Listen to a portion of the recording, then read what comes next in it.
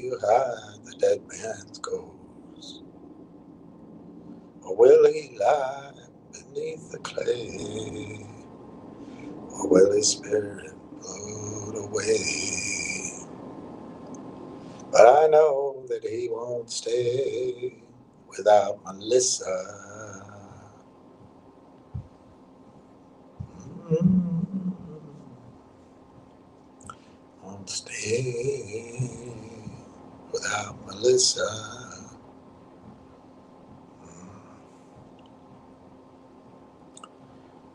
Mm.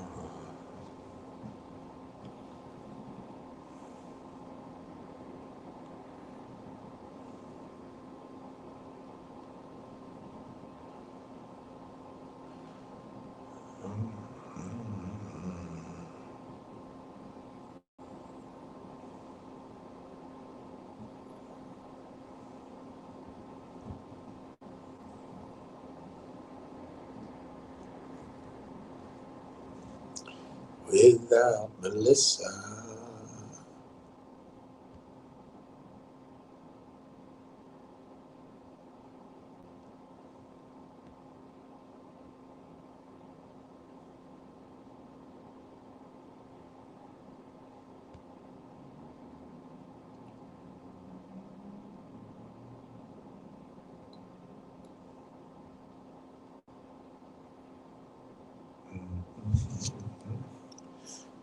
Melissa.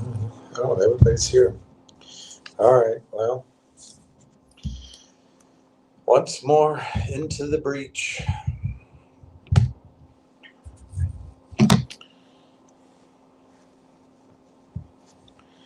Um, we're getting there. Do not despair. We are getting there.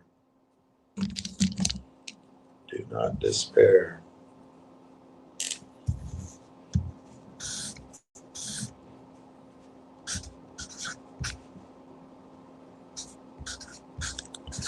Once we're there, we're never coming back.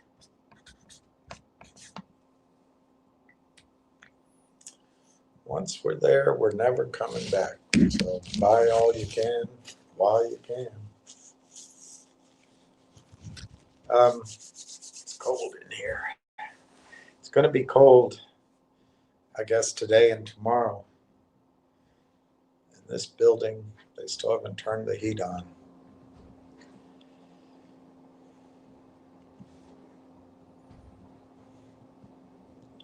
which is odd.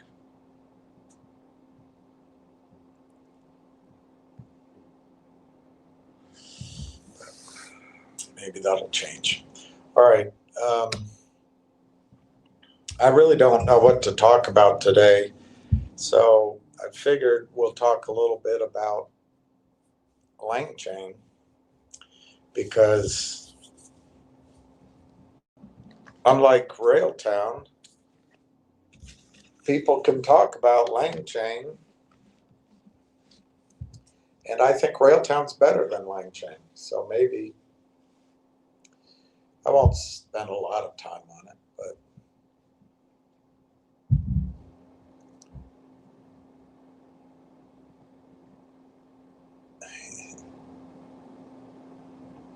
my Melissa.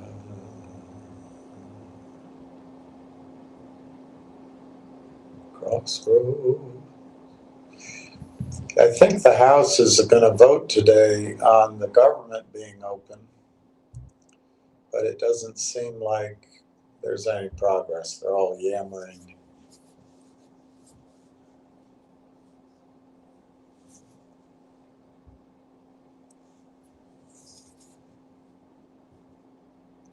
Crossroad seem to come and go.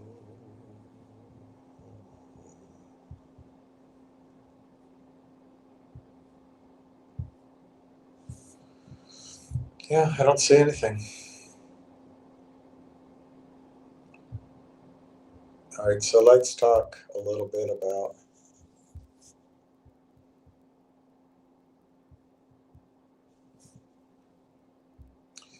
October inflation crumbles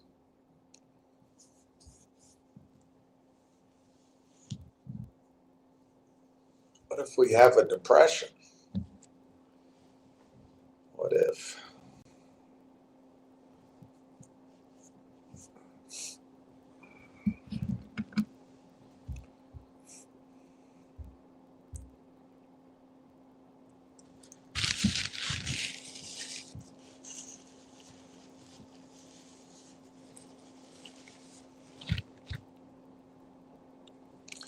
All right, let's see what we got from you guys. Did I show you this? We're up to 15,406. Sorry, 15,406,000. 15,406,000 shares. This is the good news of our wait. I don't think we're going to have to wait too much longer. Friday is the AIP acquisition deadline. And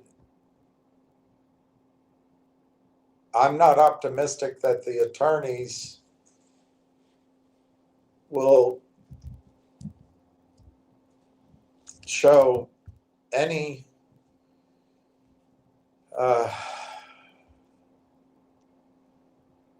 feverish. They won't show any effort to get that announced Friday, I don't think. Friday night or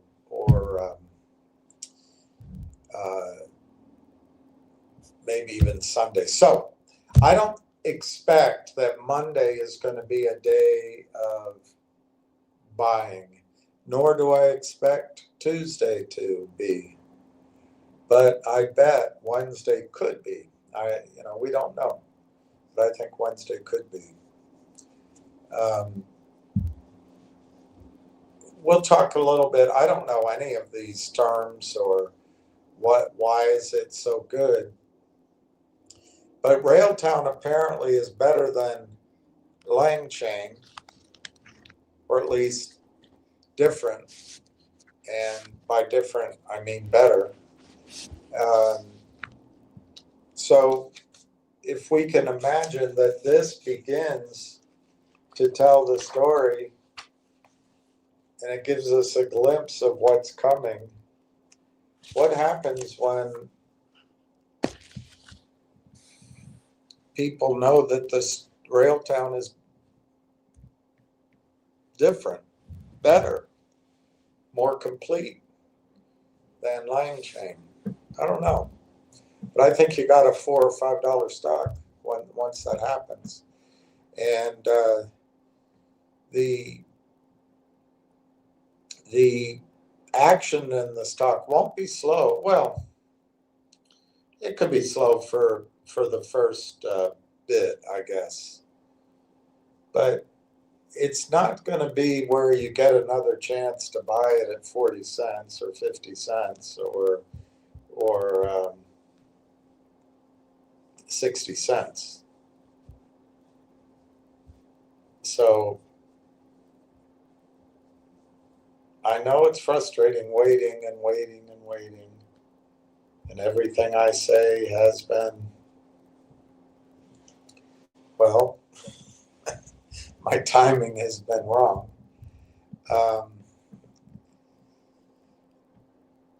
It's about to end. Our long national nightmare is over. If you know where that quote is from, you're old. You're old.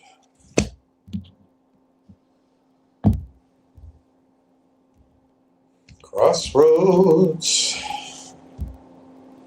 seem to come and go.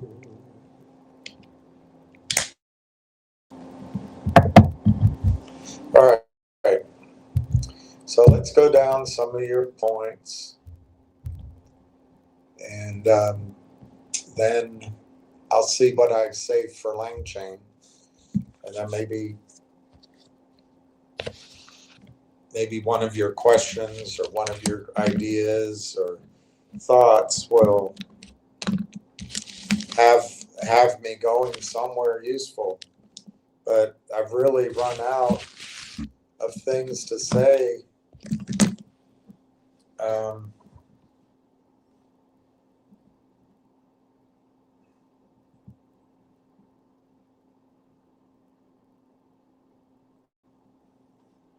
I've run out of things to say while we wait, you know.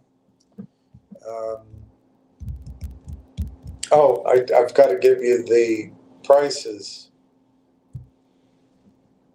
And let's see. Crossroads seem to come and go. It's always this way with Railtown. It's 0.4298. That's the bid. What's the next round number after 0.4298? Exactly, that's the ask, 43. It closed yesterday at 43.9. It opened today at 46.3. So it gave a little bit of a signal, either that it wanted to go up or that the shorts were playing with us, letting retail buy what before they sold it off. It had a low today of 0.401. Obviously, that was probably a seller, not a buyer. I doubt you could have bought it there. The volume today is 114,690 shares. Last trade, 2,000 shares, 0.4299. Prior to that, 500 shares at 0.4378. Somebody did, it looks like a buy, 3,965. I mean, obviously, all trades have both sides, but anyway, that's 0.4232. 1,500 at 0.4178. That was probably a sell. 2,116 at 0.4111. Probably a sell.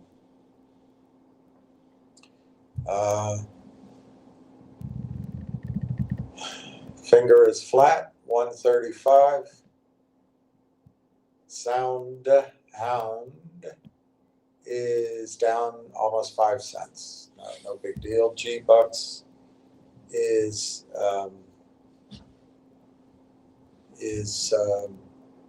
well, it's red, but not by much. It's 14 cents. GDC is up 24 cents at 465. So that gives you some of the scores around the league. It's intriguing. The last trade on Railtown, 0.4299. I don't think it could get much closer to 0.43. But they didn't want the ask to go away at 43 cents.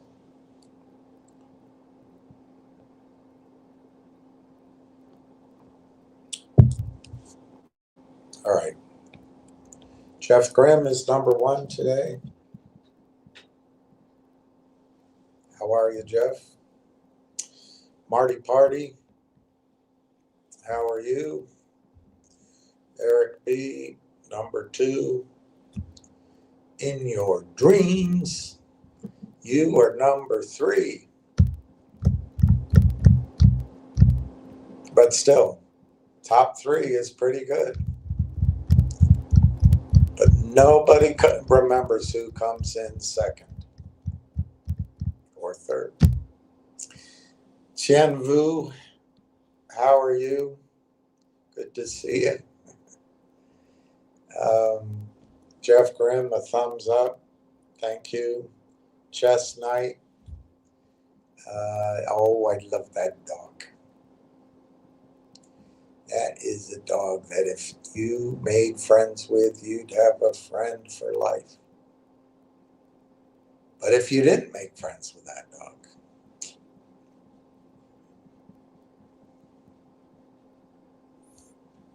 CJ Yukon. Good afternoon. Giuseppe. Hey, William. And hello to all the really good people here. Yeah, there's a lot of good people here. I know I get crosswise. cross ways, sometimes just cross. I get cross. But I'm glad everybody's here and people, this is incredible. Almost 15.5 million shares. And I know this isn't uh, audited or anything, but I don't write down everything. On the other hand, some people don't tell me what they have. So, we've got a really significant position here. And I think that the bottleneck on everything remains closing the AIP deal. And I agree with you. If your thought process is, what the heck takes so long, 10 months, 11 months to do this transaction? I get it. We don't really know. There could be legitimate business reasons or macro, as they say, the overall market. I can't imagine why it's taken so long. But the good news is, after Friday, it's over. Of course, when do the attorneys file with the Canadian SEC? That'll be another nightmare of a wait. Do they do it Friday night?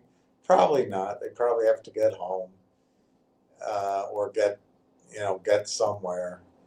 Do they come in over the weekend? I think that's unlikely. Do they come in late Monday morning? Probably. Are there other more urgent things on their desks and other clients they're trying to lock down, and other clients who maybe,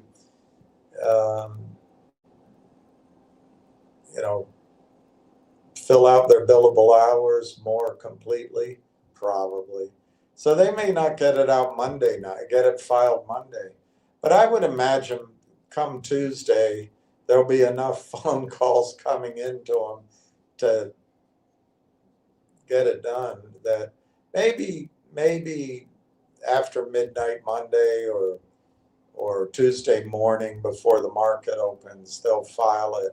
Maybe they'll put out a press release. Hallelujah, a press release. And once AIP is locked down, I would imagine you're going to start seeing revenue deals. Will we see revenue deals with revenue? I have no idea. They've already announced 5 or 6 things, and of course there's no explanation of revenue. Will they, after the AIP deal is finalized, be able to give some hints at revenue? I don't know. It might be a policy. They may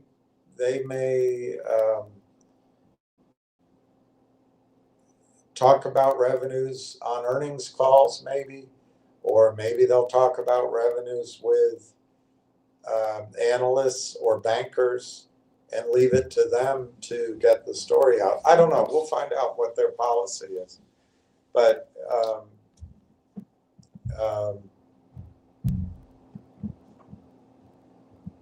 pretty soon, I'd say Tuesday at the earliest. Wednesday at the latest, the company can start talking about its story. And all you need is 1 or 2 buyers. All you need is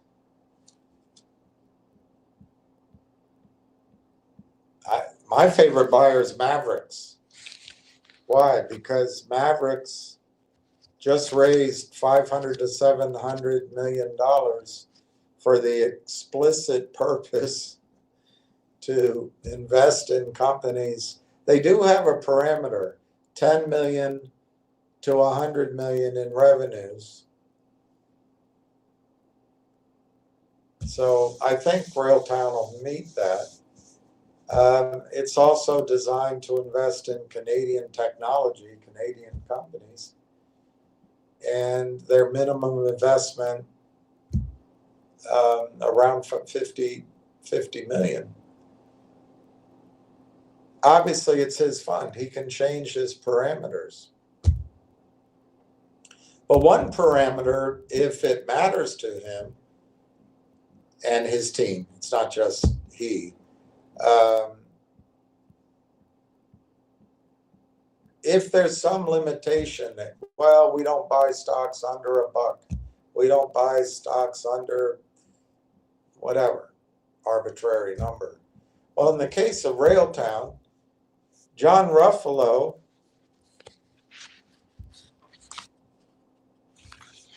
is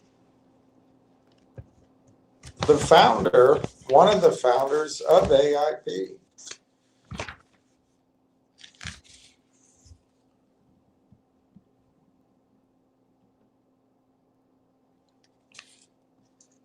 I don't know how much due diligence the man has to do. John Ruffalo, he's on the advisory board, and he's an AIP founder. He's the founder and managing partner of Mavericks, Maverix Private Equity, founder of OMERS, OMERS Ventures, an organization that he ran for 8 years. OMERS Ventures is the venture capital arm of the OMERS Pension Fund. During his leadership, OMERS Ventures invested over $500 million of capital in over 40 disruptive technology companies across North America. That was under OMERS. But Mavericks has dry powder. Where do you think they're going to go? What might be their first investment? Or second or third? I don't know how many they made. And why would he wait till the stock price went up? He knows the story cold. One of the reasons you have limits on prices that you're willing to invest, below which you don't invest, is you're just trying to get rid of the risk. You know, it's one of the red flags of a story is when it's trading so low, and particularly in the United States, because our markets are really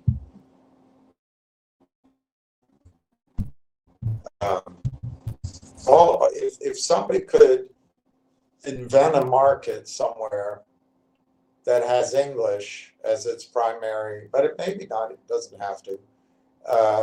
Maybe it can be a different language. And it has the appearance, anyway, of property rights, which we don't have here. Everything's riding on our reputation. We don't have property rights here in our markets, as we found out. But anyway, if someone invented that, our markets would, the size of our markets would diminish massively. Money would flow where it's honest. But anyway,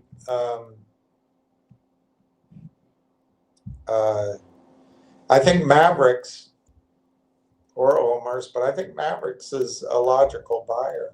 And all you need is that the company is able to start talking at that time or shortly thereafter. It would release all these sort of insiders and knowledgeable investors from their obligation to not buy, because the company has been unable to spread its story far and wide and make it available to anybody that wishes to know it. Once that happens, Mavericks can buy. I'm picking on him. I have no idea if he's going to. But if Mavericks were to come in and buy, it would be I don't know, in order to buy 10 million shares. Now, he wouldn't place it just with one brokerage firm. Or if he has a master broker, he'd ask that broker to spread it around and handle it for him. I don't know what his setup is. But once somebody starts with the intent to buy 10 or 20 million shares, and they're in there every day, it probably only needs to happen for one day, but they're in there for 1, 2, or 3 days, and the shorties, their computer will recognize that every time they hit the bid, it doesn't go anywhere. The algorithms are going to give feedback, maybe to themselves, that we better stop doing this. So I think you're going to have selling dry up, and that bid will keep stepping up. Mavericks won't be buying, or again, I'm picking on him. I have no idea if he's going to do it. But Mavericks won't be buying the stock at 43 cents, hoping that it doesn't go to 46 cents. He just won't care. He'll buy it all the way up to $5, all the way up to $10. He'll buy as much as he can at 43 cents, 45, 50, 60. He's not going to be in a total rush. But as it goes up, he'll average up. And if his decision is that he wants to own 5% of the company, 4.9 maybe, I don't know what the rule is in Canada. But if you own 4.9, you don't have to report everything you're doing. That would be about 12.5 million shares. Well, not yet. It's a little bit less than that now. Call it 12 million. It's going to change. It's going to rock and roll. It's going to change the whole face of this. Now, you would say, well, we bought 15 million shares, and how come it didn't change anything? I don't think that the price is determined in the United States. I think the computers, every time you buy, they just go in between. And they may be able to hedge it in Canada. Don't know. But it's the Canadian market that'll move this stock. And I think it's going to be exciting, and I think it starts next week. Yeah, you made predictions before. I know, hey, last trade, 43 cents. How many shares? How many shares? 300 shares at 43 cents. Bravo. At 11:27. I guess I must get late reporting. It's pretty weird. All right. Let me see what else you guys are saying. Eric B., do you always buy at the mark price, or you try to get a little more stock by asking for a target price? I know. I agree, Eric. But what I do, or what I did, is just put it in at the ask. Right now, for the last many months, if you put it in at the ask, you get filled in between the two prices. So you get a better price. The reason I would put it in at the ask is you're going to get filled. I think it's more important right now to buy the stock than futz around for a penny or 2 pennies, or if I'm under the market, maybe I'll get 500 or 1,000 more shares.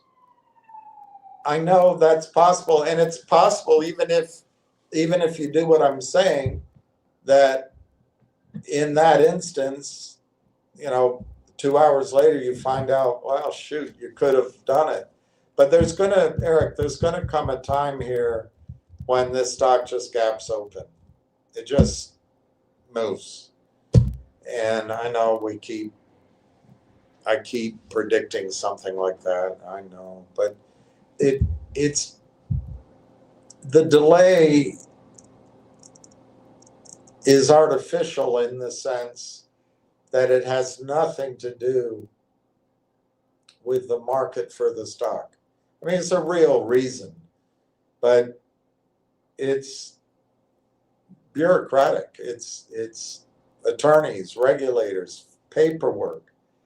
And once that gets done, Eric, I really believe that it's going to open up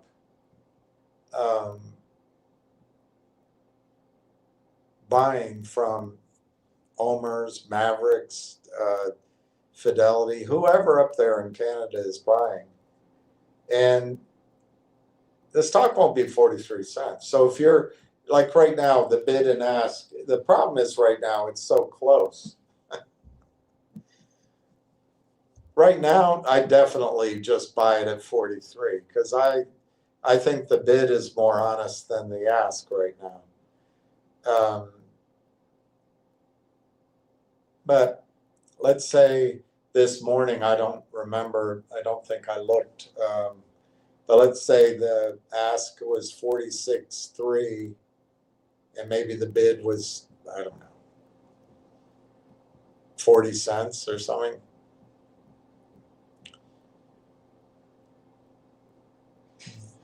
That might have made sense to try to go in between yourself. But if I had done it, I would have probably just gone in at the ask and counted on being filled, at 43 or 44 cents instead of 46.3. I think that's what would have happened. Obviously, I don't know. But right now it's 42.98 to 43. There's, if you went below 42.98, you got to wait for that 3,000 to go. And I bet somebody else steps in. So, yeah, I would just buy it at the ask.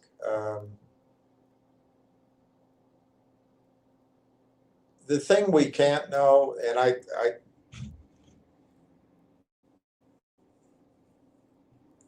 it contradicts a little bit of what I'm saying.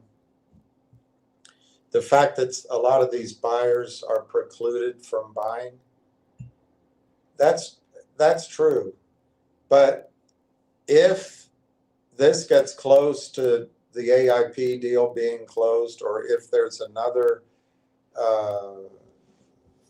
I don't know, some other piece of information, let's say coming out of TELUS, or I don't know, I can't make it. I don't know any companies up in Canada, but some other company like Bell or somebody comes in and with a transaction, that thing can start moving. And I would just be more focused on knowing I got my shares before it moved. And maybe you lose a little if you had the courage to put an order in under the market. But to me today, it doesn't look like it's going to pull back, but watch them prove it to you that I'm wrong. In the morning, sometimes the stock opens up and then around 10 or 10:30, they sell it off. But even then, if you know you want to own it, I would just buy it. I think we're within days now, but it could be sooner, that this stock price is going to change. And not down, I mean up. So, I don't know.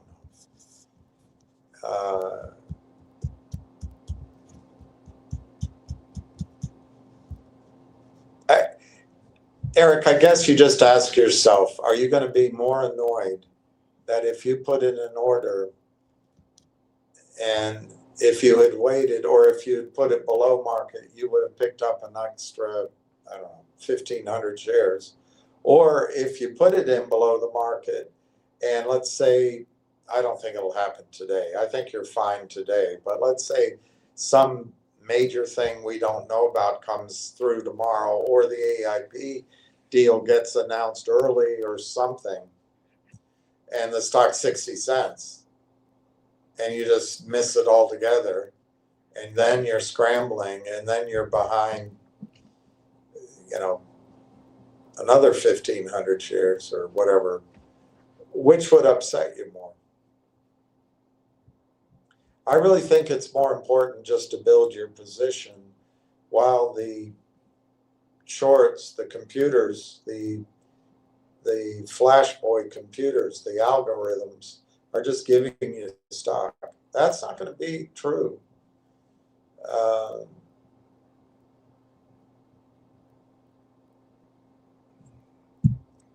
Forever. I was going to say it's not going to be true next week. It might be next week. And remember, all these buying decisions are important. They're very important. But the second half of a trade is when you sell it. And so doing a good job on buying is always important. But it's not the whole trade. It's also how you sell it. So if you miss out on a few shares by not getting it perfectly correct down here, you might end up, you don't know, but you might end up having some luck when you sell. I don't, by the way, I'm really not suggesting anyone sell the stock until we know how it goes. I hope there's no squeeze. That'll be difficult. Because with the information I know now, which isn't, it's the same as yours, we don't know anything. It's hard to say, but let's cross that bridge when we get there. I mean, my feeling is if this stock were to have some sort of a squeeze to $20 or $30, I'm not sure. Look, I don't have a big position, but I don't think I'd sell at that price because I'm not sure I'd be able to buy it back. And you create a tax consequence, although not in my case, I guess.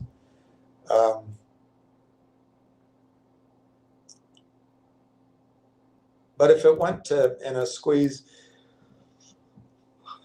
I don't know, $50 gets a little harder. Does it go to 50 and pull back? I don't know. But if it gets to 70 or 80 or 100 or 120, and I'm not predicting that,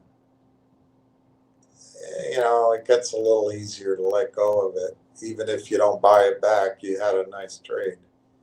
But you cause taxes and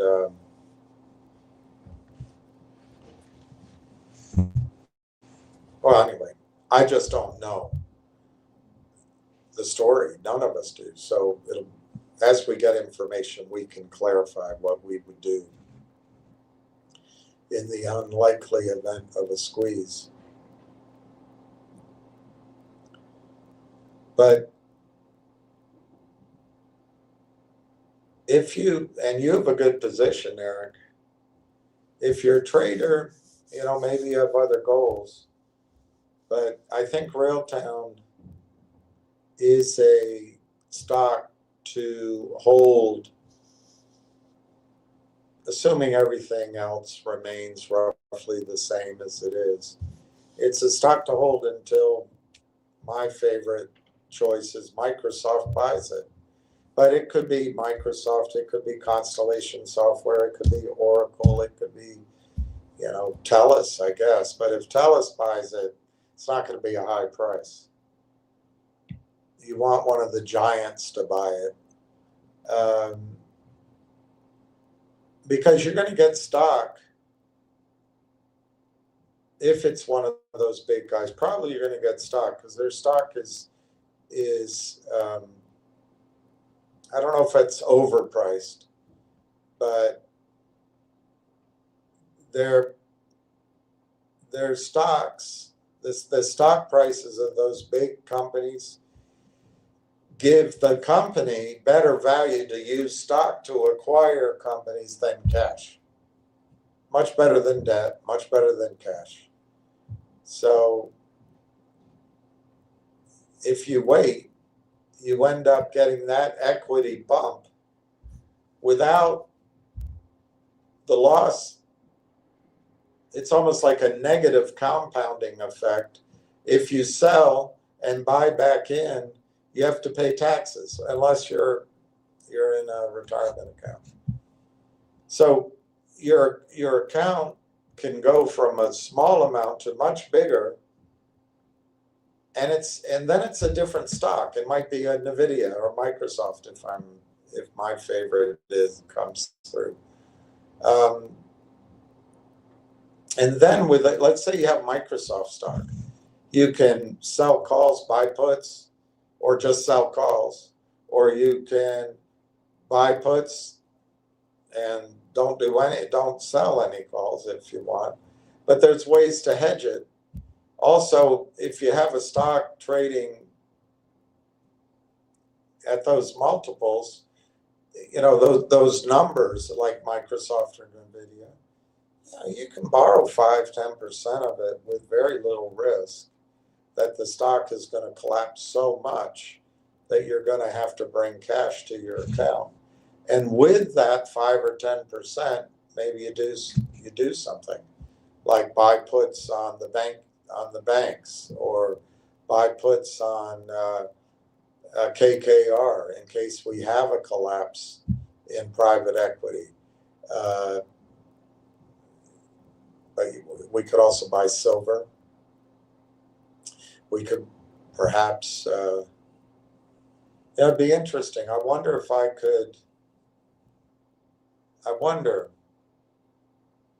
could do it in this loose way, or I'd have to set up a vehicle to do it with.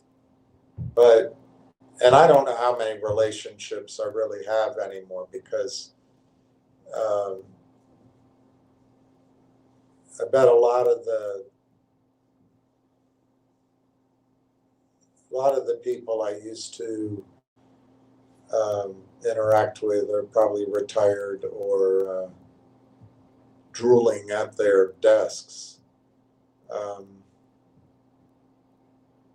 But it'd be interesting to go see about syndicate and trading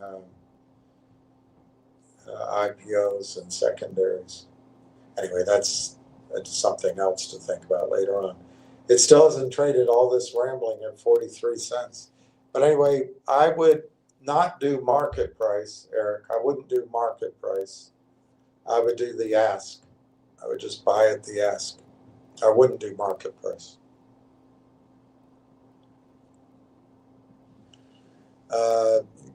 Giuseppe, man,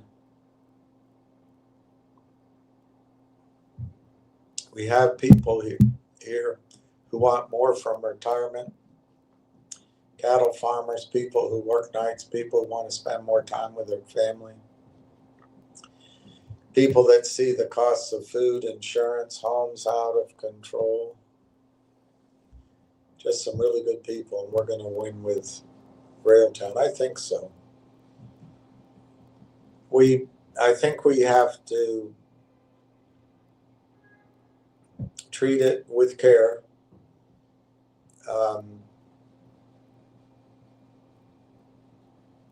We'll find out, but it's a stock that quite oddly could go from having hundreds of thousands of shares a day, or even in some days 500,000, and I bet at some point soon 1 million or 2 million or more a day. But it could go from that. The 10-day average is 251,000. It could go from that to 10,000 average a day. I know you don't believe me, but that's what can happen. So you have to be careful. I'm not telling you that if you need the money, I mean, obviously you've got to sell some, or if you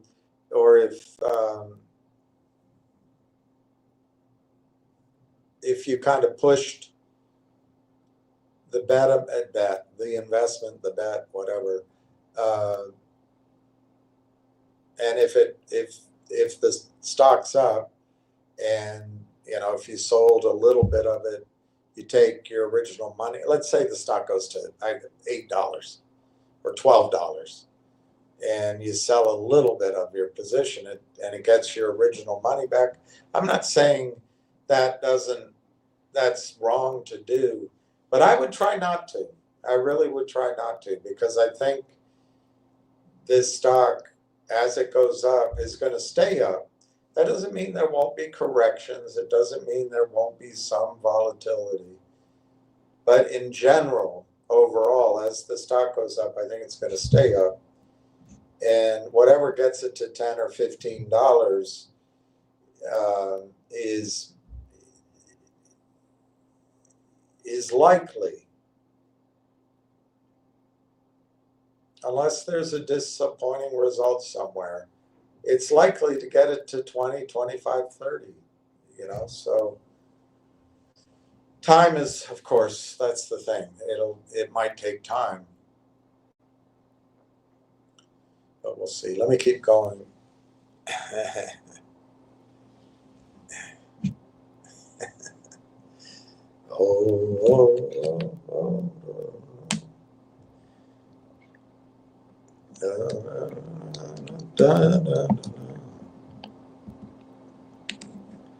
Strap your legs across my engines.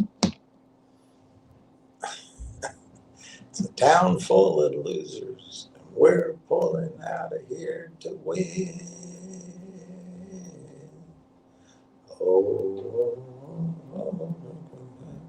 I wish Bruce Springsteen, who's a working class guy, I wish he recognized that the Democratic Party, which I'm still a Democrat, has really left the working class behind. Doesn't mean he has to change his affiliation, but maybe he could tone that the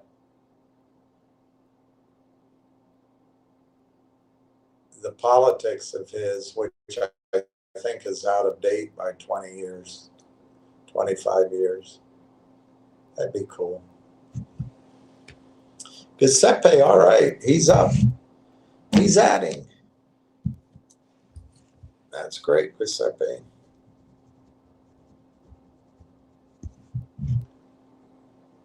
Sorry, I'm just watching the stock. I don't know how that helps anybody. It's not doing anything. 115,990 shares. 300 shares went on. It's the same 300. It's really not doing much. GDC's up basically 17 cents at 5.58 basically. G-Bucks is almost 15 cents. A lot of movement. Soundhound is down 5.5 cents at 13.38. So, maybe Soundhound's premium will come back a little bit, considering they don't make money. But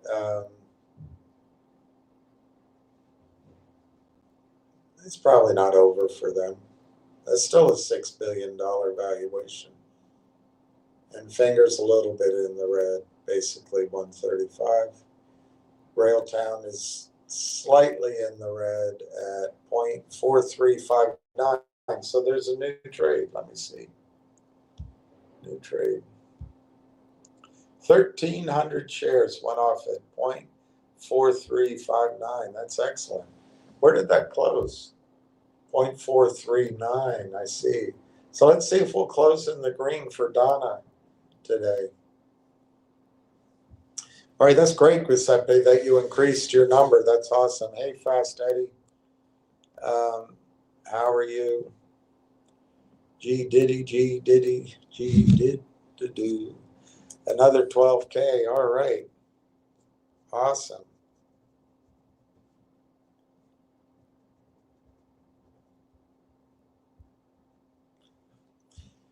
I hope I haven't confused those two accounts, but anyway, the total still adds up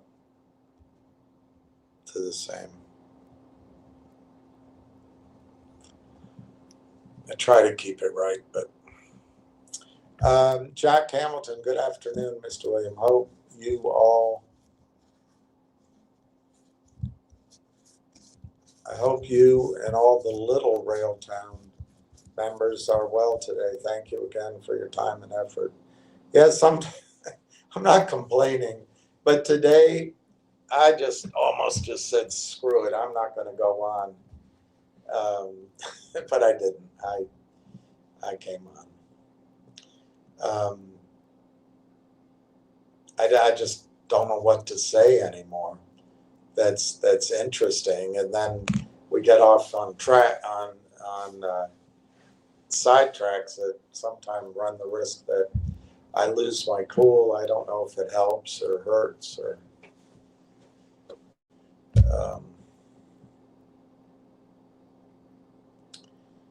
It is now the way I've set myself up with the little heater. It's the warmest place in the house, so that maybe it's a good place to be. The bid is 0.4298. The ask is now 44 cents. See what I mean? See what I mean? Now I bet if you went in at the ask, you'd get filled below it. Although, let me look. What was the last trade? Yeah, 43.59. Anyway, let's keep going. Only 68 more to hit the goal of 110. I'm going to assume there's some typos in there, but you mean 110. That's awesome. Oh, no, that's not what you mean. You're making fun of me.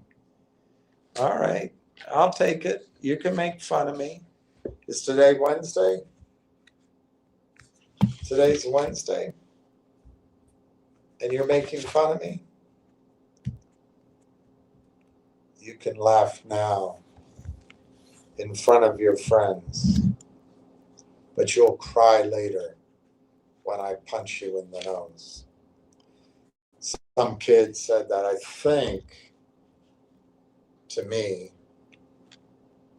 but it might have been my brother, might have been one of our friends on the playground when we were young, very young. I think it's during a snowball fight in Moscow, of all places. And we always were made fun of it. Oh, sure, you can laugh now in front of your friends, but you'll cry later when I punch you in the nose. Yeah, here it is, the 12th. And you're right, my prediction was $1.10 today. But I still seek the safe harbor of the fact, and it is fact, that darn AIP deal hasn't closed yet. I didn't know I just didn't know it would take this long.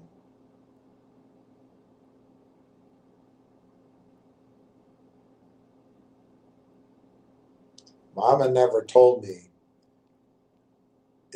easy.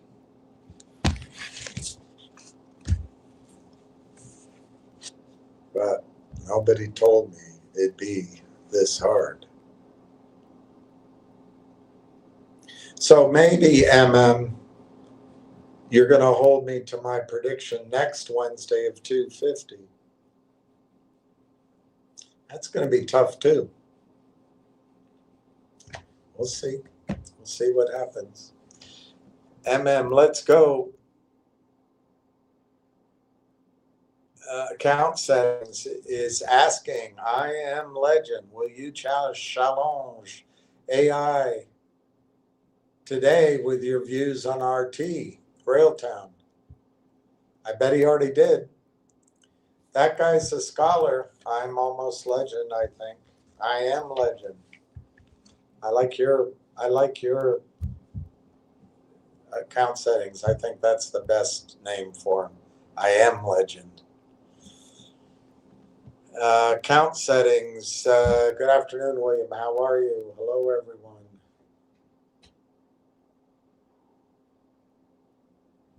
Eric B., thanks for your input. Bid ask question. I mean, look right now. That ask went away. I believe you could have had one time, maybe not though, depends on how much you were going to buy, but I think you would have filled at 43, whatever you put in there. Now, you got to pay more than 43, but look, it's not a big deal. Do you recall, Eric, I do, because people made so much, everyone's made bones about it, but I think 5 weeks ago, this stock was, I don't know, 60 cents, 58 cents. These prices are cheap. These are cheap prices, particularly knowing what we know. The price is amazingly inexpensive. Sam Guest. Hi, Sam. Let me write you down. Congratulations. That's perfect. 20,000 is perfect.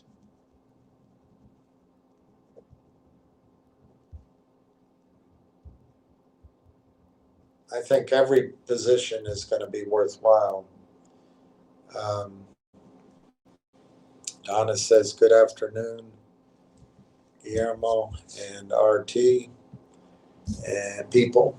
And Eric says, hi to Donna. All right, let's see. Sinners playing Zverev. Wow, that could be good. Could be good. Sinner doesn't lose, though.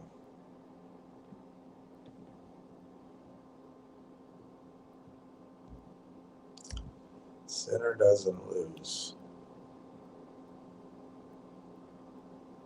Is this Railtown? Yeah. I mean, look at these prices, Eric. I mean, I guess you could try for a couple pennies cheaper, but this isn't, I mean, the stock went lower, as you know, that one day. But overall, for the last period of time, these are very favorable prices. Let me take that one down. That'll give me some room. What's this? That's the annual meeting. Let me take that one down. That'll give some room.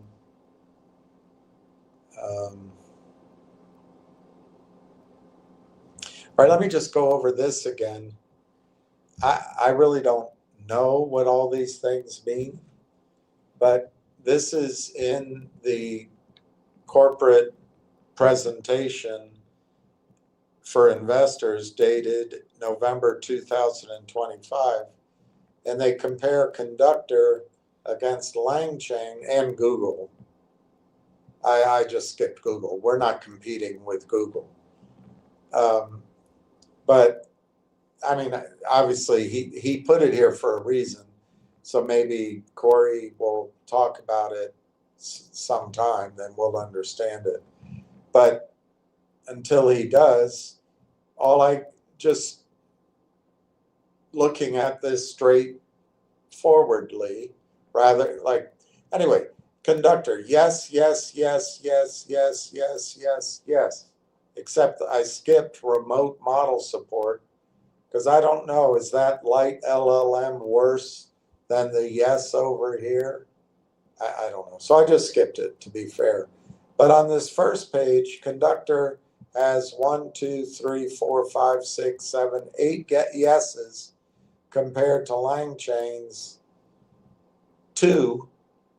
But notice I didn't give credit for this one down here because it's got a but. It's got a, yeah, it does, but it's not quite as good. So straight up comparison, not knowing what I'm talking about, it looks on this first page that conductor comes in as the winner, 8-2. On the second page, everything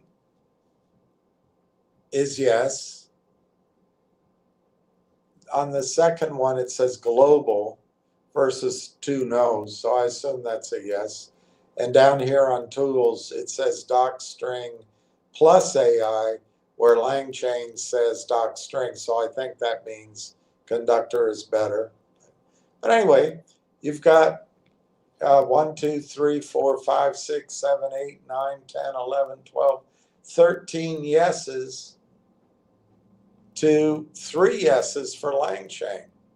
So conductor, at least when it's presented by Railtown, is better than LangChain.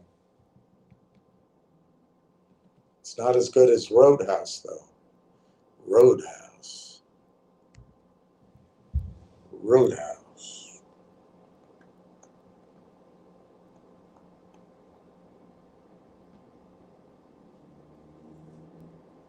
Crossroad seem to come and go, and the gypsy flies coast to coast.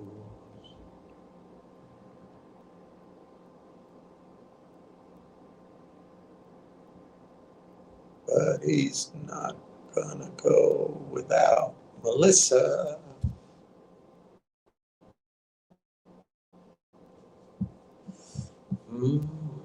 My Melissa.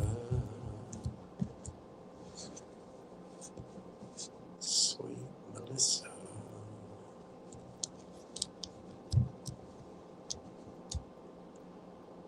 And freight train.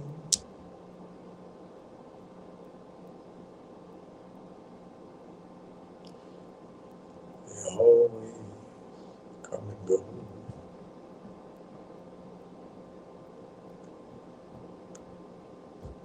Well, this one I think is from Rebecca.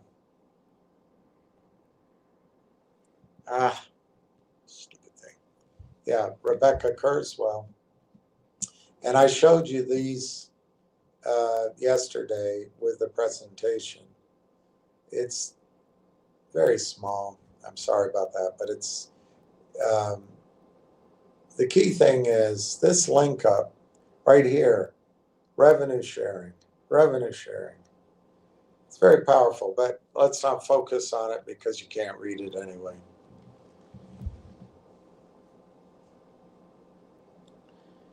Crossroads. What's going on?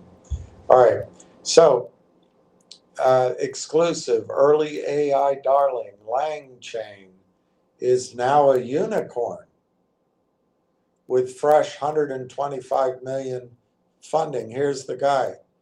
He thinks he's so hot, but he hasn't met Corey Brandolini and Marwan Haddad yet. I'm just teasing. He thinks he knows what he's doing. He's talking about it.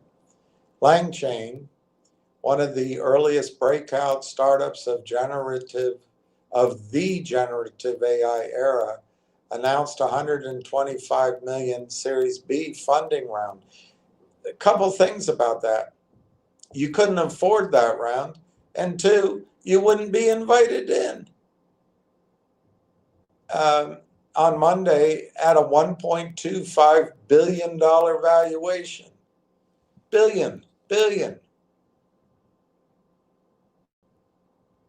Crossroads seem to come and go.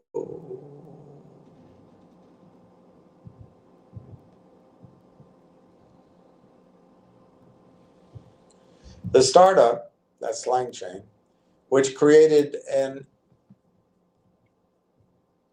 eponymous, named after itself, open source framework for connecting AI apps to real-time data, hopes its tools can become the default building blocks that companies use to unleash a multitude of agents. Well, I just showed you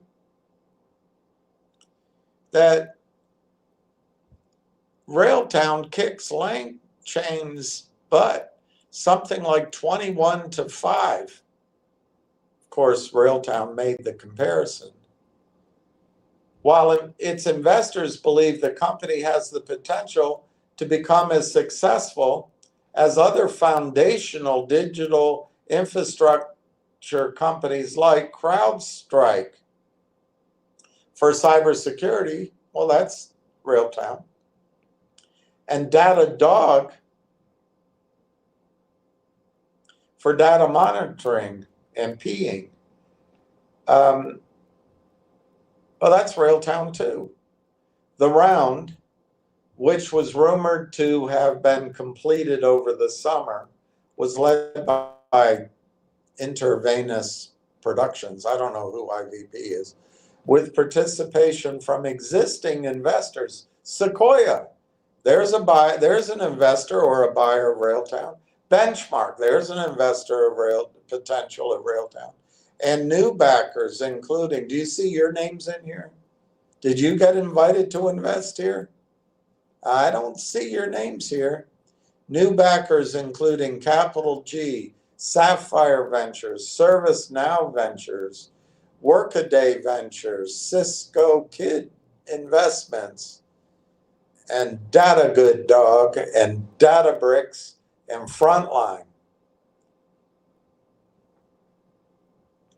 LangChain says its tools are already used by AI teams at companies like Cisco, Replit, Clay, Cloudflare, Workday, and ServiceNow.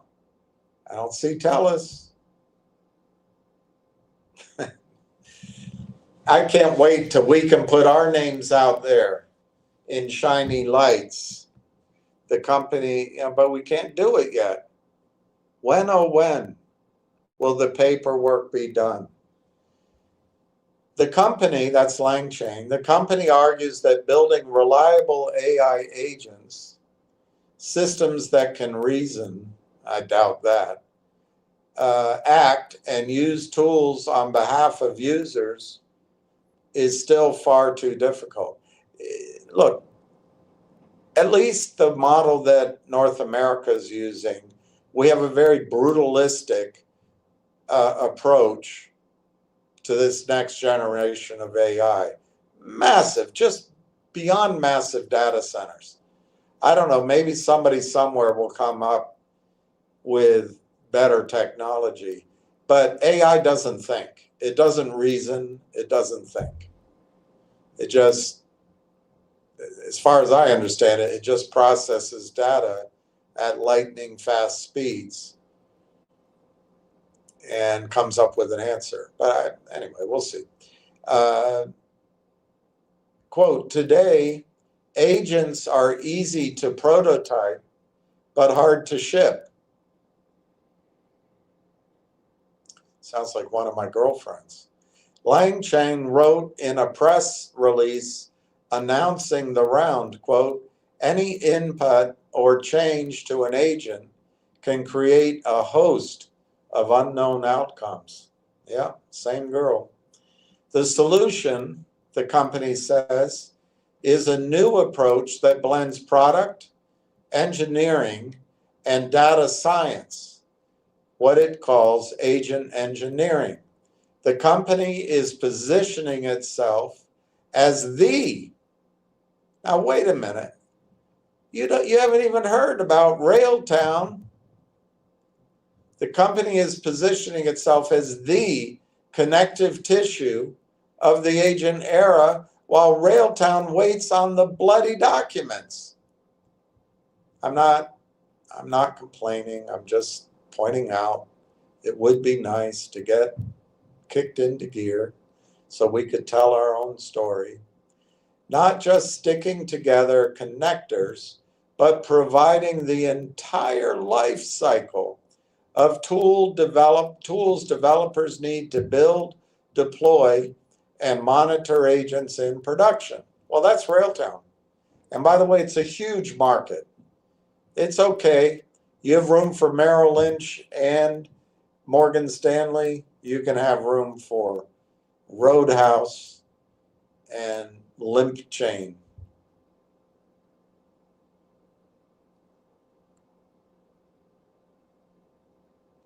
The stock is starting to move a little bit. Last trade 44 cents. The bid is 43.71 with 35,000 on the bid. The ask is now 47.3, 12,500, and the volume unbelievably shows 14,710, which is probably the real volume in terms of sales. Now it shows 124,890 shares is the volume. All right, so they're going to present themselves as the unicorn, but they don't know, while they play out in the field, back in the forest is coming a bigger unicorn. Okay. So let's start that again. The solution, the company says, is a new approach that blends product engineering, data science, what it calls agent engineering. I'm sure this is what Railtown does. The company is positioning itself as the connective tissue of the agent era. I'm sure that Corey will come up with a better description, like we're like the conductor. Anyway, not just stitching together connectors, but providing the entire life cycle of tools developers need to build, deploy, and monitor agents in production.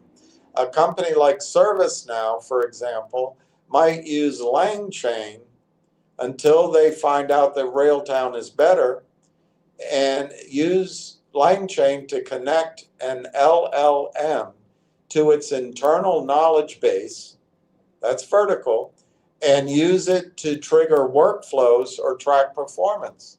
This is Railtown. But I tell you what, they gotta get this deal done, because this story's out there. They need to get this same story out or better. LangChain began in late 2022. Now, Railtown started roughly 5.5, 6 years ago. So this is a newer company. I would argue it's possible they're not as battle tested, and they're not as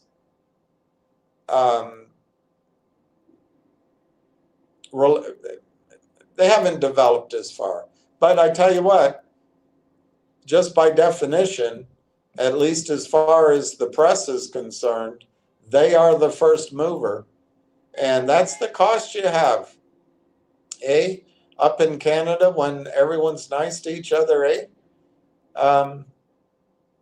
you give up the first mover advantage because, no, go in front of me, I don't get it. But our period of waiting is about to end. And I think possibly there's room for two first movers, particularly when we are the real deal. And they just started 3 years ago. No, in late 22. They just started 2 years ago. So they got some catching up. They just jumped the gun compared. We're just, I don't know what we're doing, but we'll join the race here soon. LangChain began in late 2022 as an open source project by Harrison Chase, then an engineer at Robust Intelligence.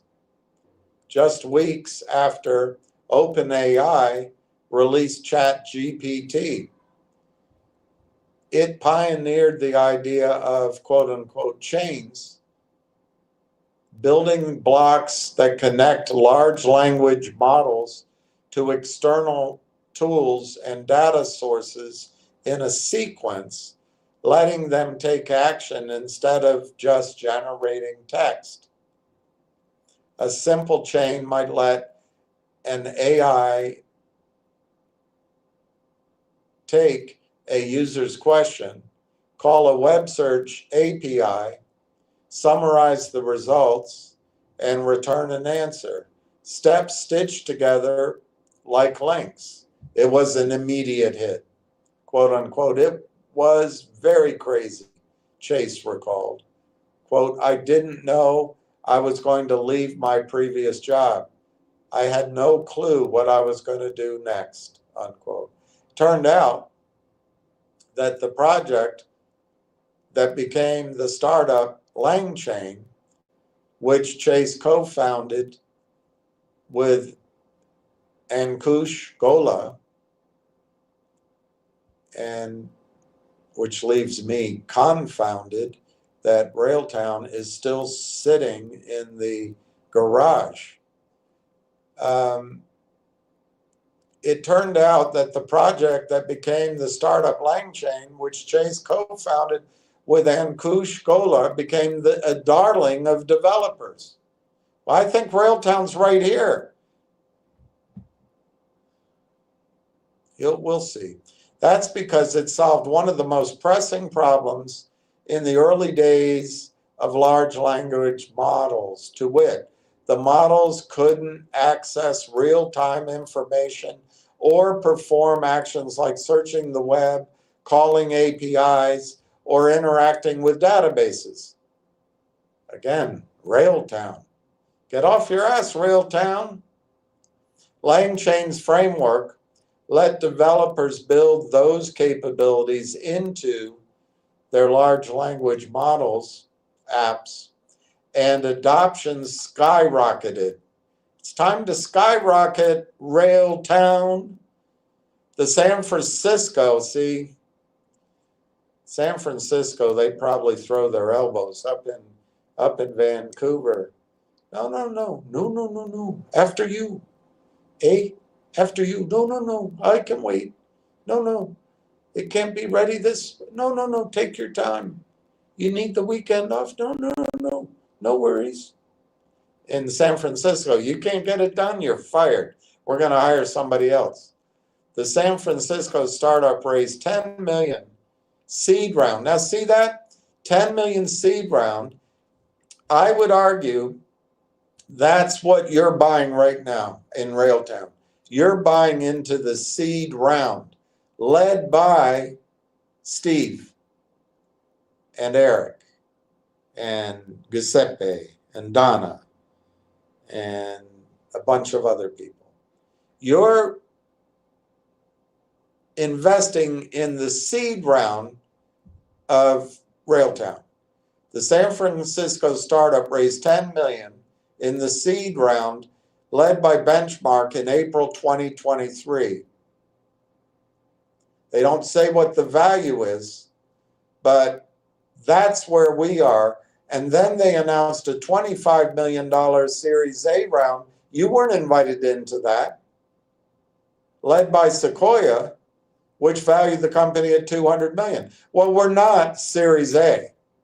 We're the seed round. You were able, because the company's public, because the buyers are on strike, because lawyers, regulators, for whatever reason, can't get documents done for 10 bloody bleeding seabird flavor months. we get to take advantage that we're in the very long protracted seed round. That's my opinion. And the next round may not happen, but maybe they'll have a round that values it at 200 million. What would it be at 200 million? It would be basically $1 a share. They may raise some money at $1. I doubt it. I think it'd be more like 2 or 3 or 5.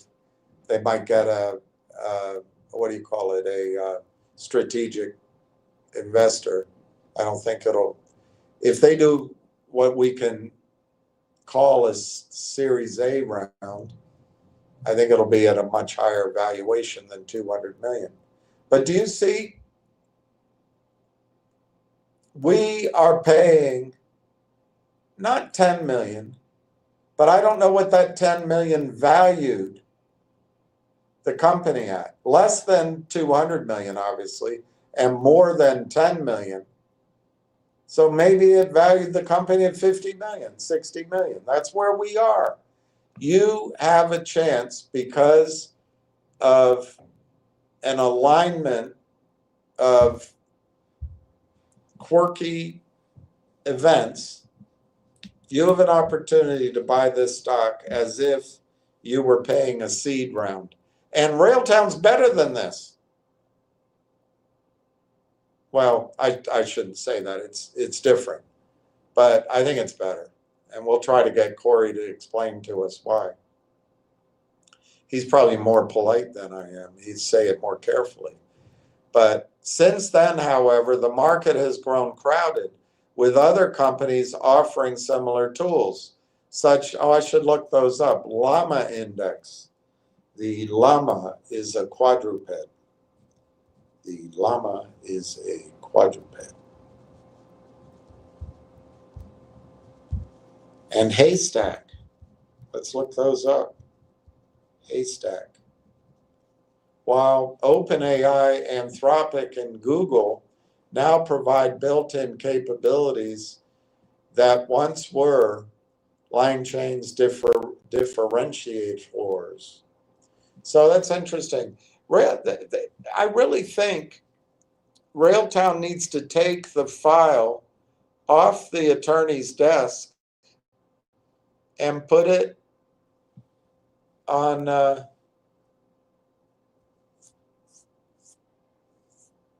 who's that guy in Pulp Fiction? I Fix Things. They need to put it on a desk where someone actually gets something done. To stay ahead, LangChain expanded its product lineup, see, and it's not quite as ready as Railtown, including Langsmith, an observability tool, an observability monitoring, evaluation, and deployment platform built specifically for LLM applications and agents. Railtown's got to get its ass in gear. Hire a different law firm.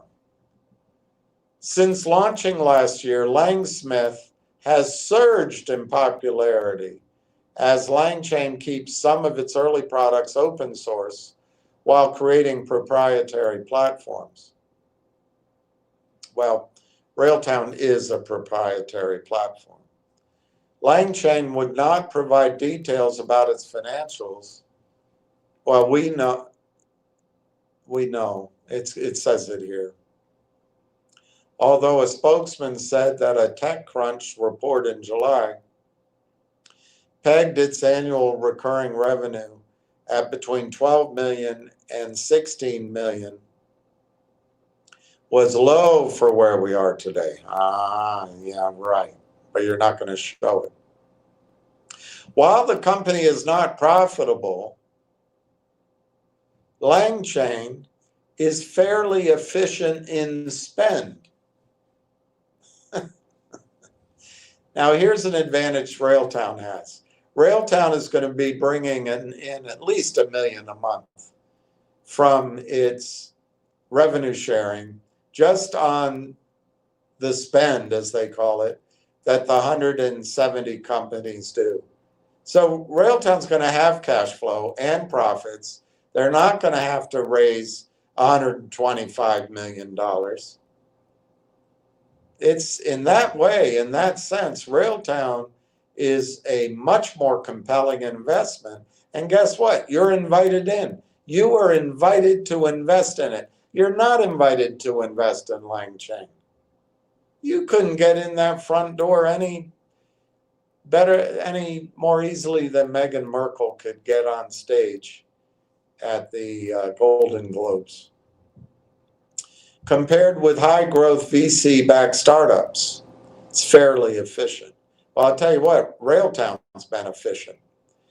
I don't know who IVP is. IVP's Tom Lovero, who led the investment, said the firm had high conviction. Yes, we have high conviction in Chase.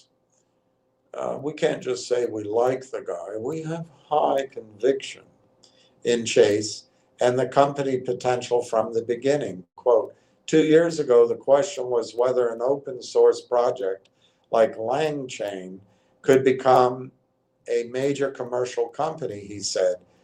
Quote, we saw Harrison and Kush take the first important steps boldly into that journey, including building multiple products that customers want.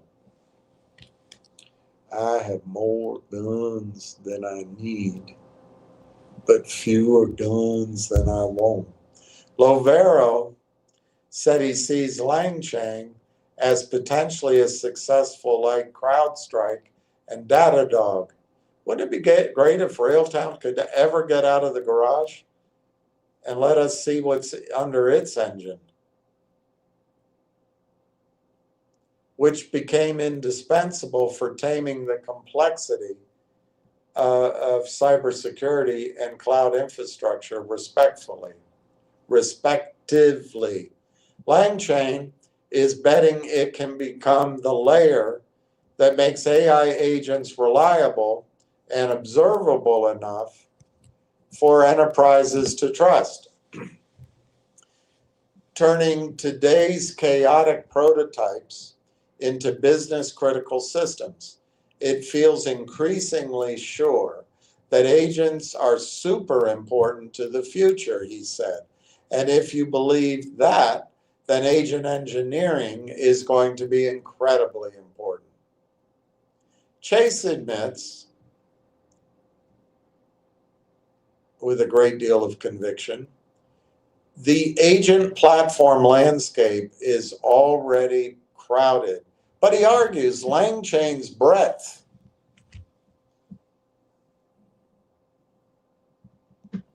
Can I say something, Lieutenant? Yes, Callahan. Your mouthwash ain't making it. Lang Chain's breadth and neutrality will give it staying power. There's a ton of players, he said. I'd like to say we have 500 competitors and 0 competitors at the same time. Most enterprises, he predicts, will ultimately use multiple agent platforms, and many of them, like ServiceNow, will be powered under the hood by Lang Chain. Well, that's a nonsense statement, 500 competitors and 0. But anyway, I don't know what it means. But Railtown's neutral. Railtown's neutral. And Railtown's going to have its own source of cash, so they're not going to have to go to the stock market to raise cash, which gives it real staying power.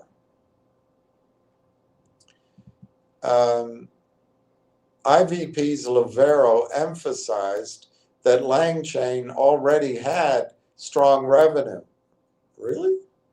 Adoption and big enterprises like Cisco and Workday building on Lang Chain. There will be competition, he says, but it's a TBD. I assume that means to be determined if they matter. Railtown matters. Get ready for Roadhouse. And if the investors are right, LangChain could become the indispensable layer powering the agent era. Come on, Railtown. Don't let this pretender, this imposter, this Johnny come lately beat you. Get out of the garage. Get on the road. Anyway, they think they're going to be the indispensable layer powering the agent era, just as CrowdStrike and Datadog did for the last generation of infrastructure. Railtown's got to get kicked into gear.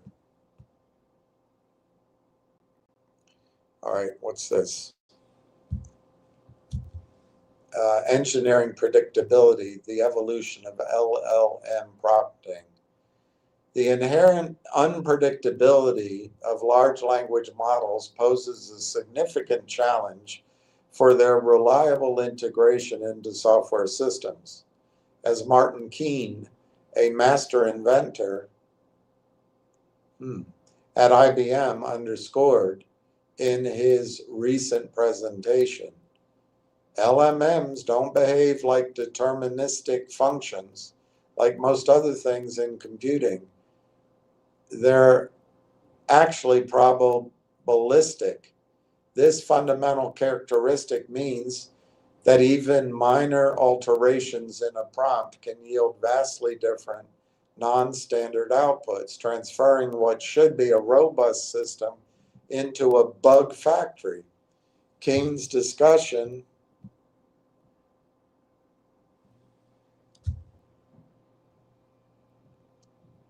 provided crucial insights into how innovative tools like LangChain. We got to get out there. We got to get out there, Railtown. And prompt declaration language are transforming the nascent art of prompt engineering into a mature software engineering discipline. Don't let somebody else beat you to it. Get the darn deal done. Hire different attorneys. Stop being polite. Just go hurt some feelings. Hurt some feelings. Nobody ever remembers who came in second, and nobody remembers who didn't hurt somebody's feelings. Keene highlighted the critical need for structured outputs when incorporating LLMs into applications. Unlike traditional software components that adhere to strict input-output contracts, LLMs, by their very nature, can deviate from expected formats, introduce conversational filter or filler, I really can't read that word, or even rename schema keys. When software is expecting precise JSON, like this in a precise format, and it gets all these variances, well, that's when things start to break, Keene observed. This variability is acceptable in casual chat interfaces, but it becomes a severe impediment to just like attorneys taking bloody forever to building stable, production-ready AI solutions.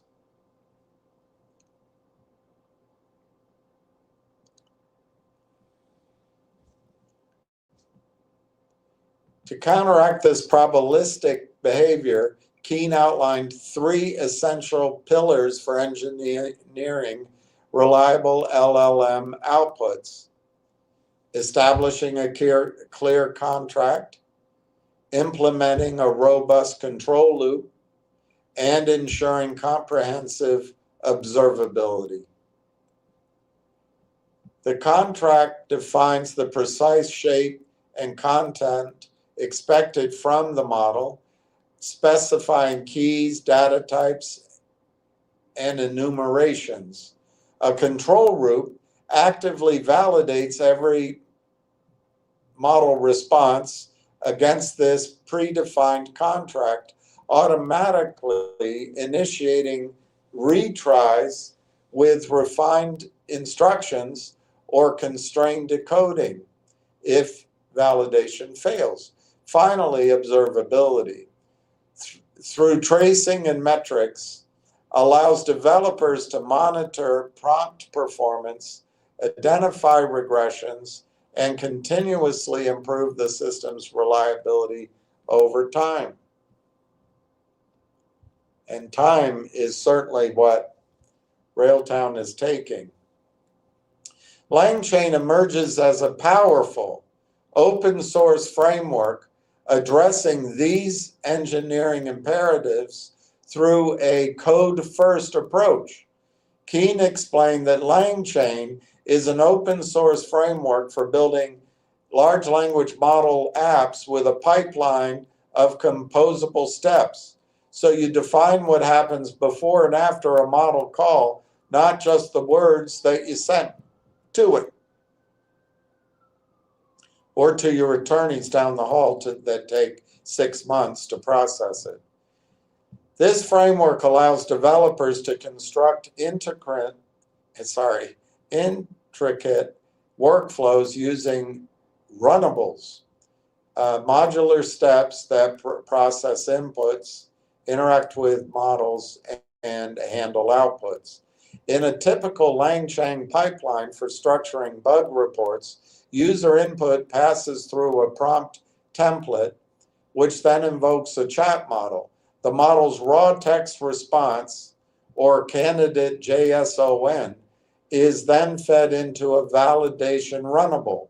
If the output adheres to the predefined schema, it proceeds to the application. If not, LangChain can trigger a retry repair mechanism, perhaps by sending the prompt with stricter formatting instructions or programmatically stripping extraneous conversational text.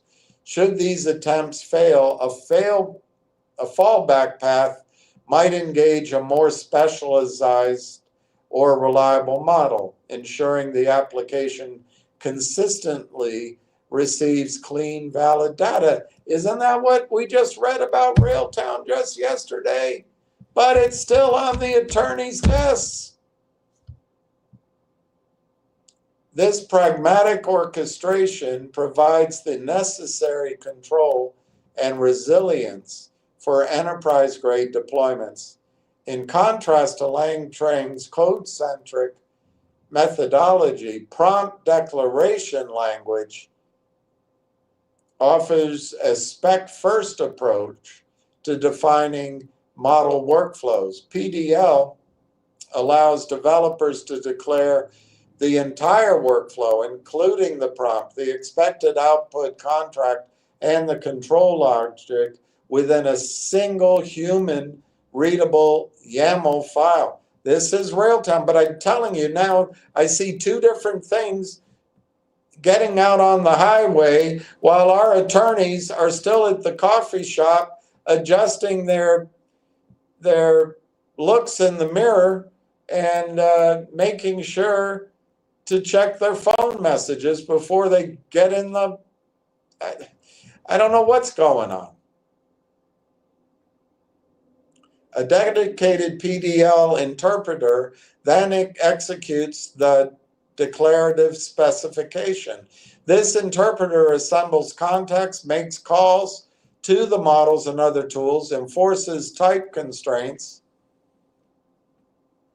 and avoids attorneys.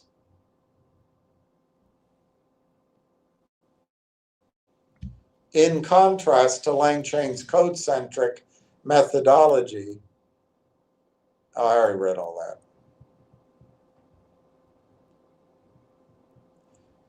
The interpreter assembles context, makes calls to the models and other tools, enforces type constraints, and produces structured results.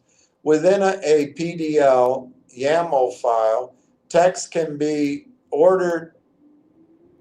an ordered list of literal strings or blocks that call out to a model. Yoo-hoo! The interpreter processes this list top-down, appending strings to the running output and background chat context, and invoking models when a block is encountered. Can we get back to talking about attorneys? I don't know what this is.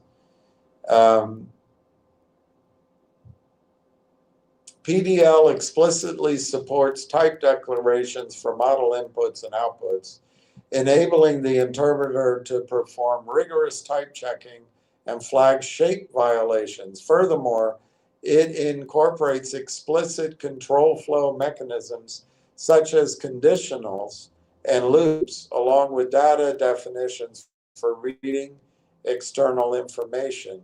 Observability features like tracing and Live Explorer provide detailed visibility into each block's inputs, outputs, and the precise context sent to the model, ensuring transparency and debuggability. Sorry, we can't help you with your slow attorneys.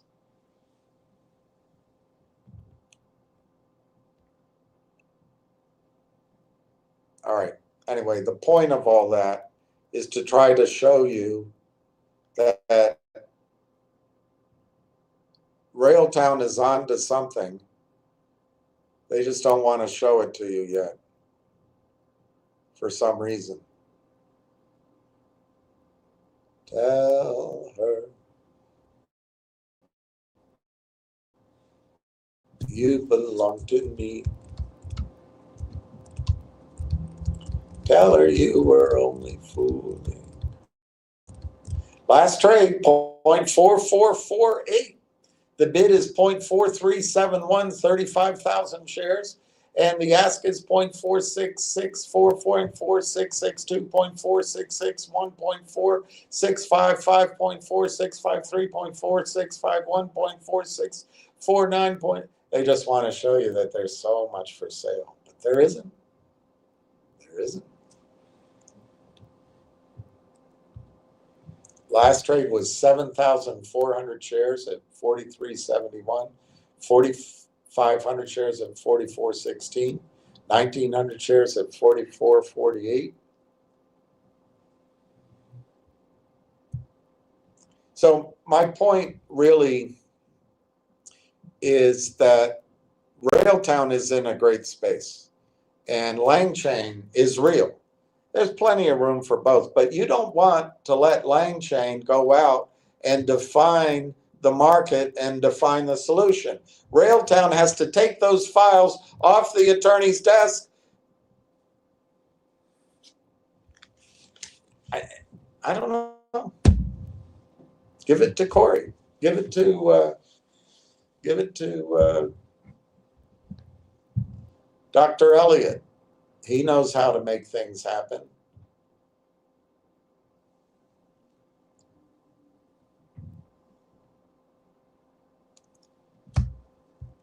All right, so what is this? AutoGPT and Baby AGI, this is from Sequoia, may have marked a peak in the hype cycle, but this year has seen something of agenic breakouts on the product side from Klarma's or either Clama's or Klarna's customer support AI to Cognition's Devon, etc.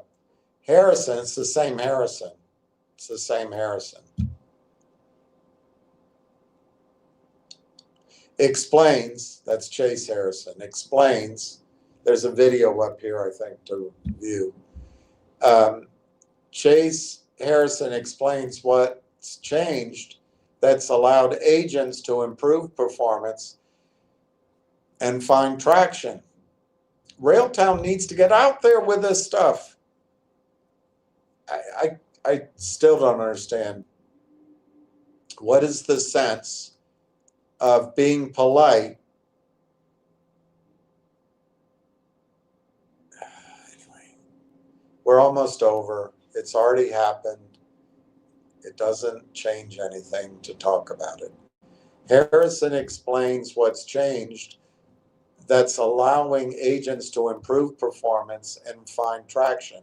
Harrison shares what he's optimistic about, where he sees promise for agents versus what he thinks will be trained into models themselves, and discusses novel kinds of UX that he imagines might transform how we experience agents in the future. Agents represent a shift from co-pilots to more autonomous systems. Harrison believes that agents are the next big wave. That's where Railtown is, in the next big wave, but they're allowing others to get out there in front while they're polite to their attorneys. Harrison believes that agents are the next big wave in AI, moving beyond co-pilots to systems that can operate more independently, like the modern woman. This transition allows for greater leverage and automation, potentially freeing humans to focus on higher level tasks and strategic thinking. Now Railtown's in the red. Unbelievable. Custom cognitive architectures are key to practical agent deployment. While general unconstrained agents like AutoGPT captured imaginations, Harrison argues that more constrained, domain-specific cognitive architectures are proving more effective in real-world applications.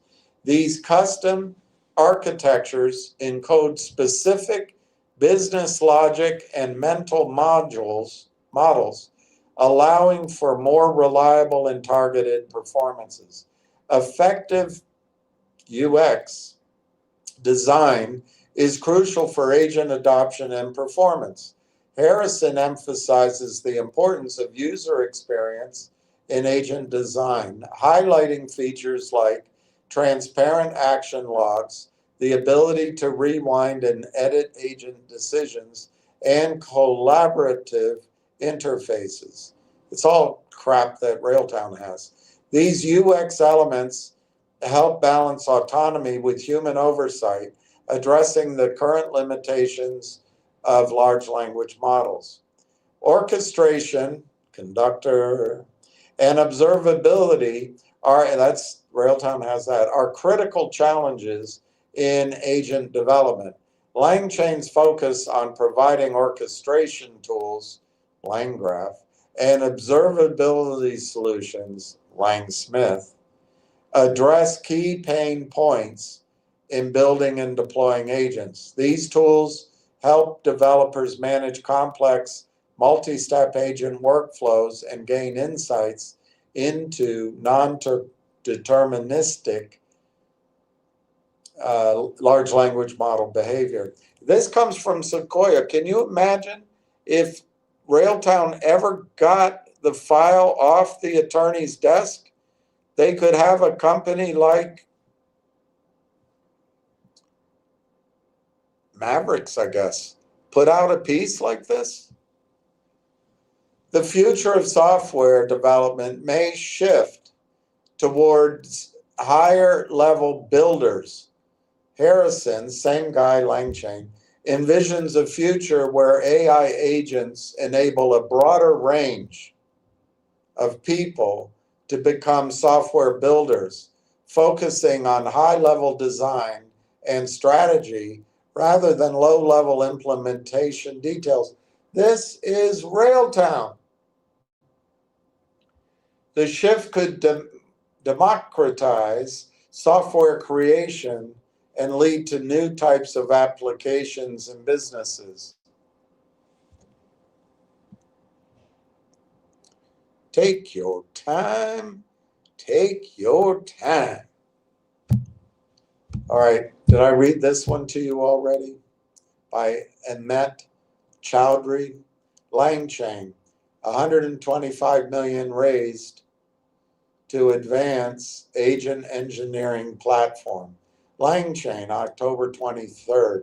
LangChain, an AI company pioneering infrastructure for building and deploying intelligent agents, announced it has raised $125 million in Series B funding at $1.25 billion valuation to accelerate development of its agent engineering platform.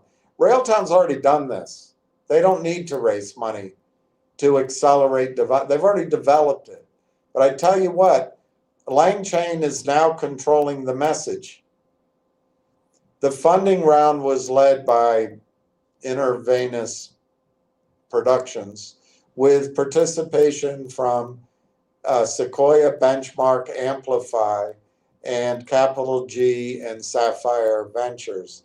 The funding supports LangChain's mission to make it easier for enterprises and developers to build reliable production-ready AI agents. Alongside the announcement, the company unveiled major updates across its platform, including LangChain 1.0. Railtown's already somewhere around 4.0. LangGraph 1.0. Well, I think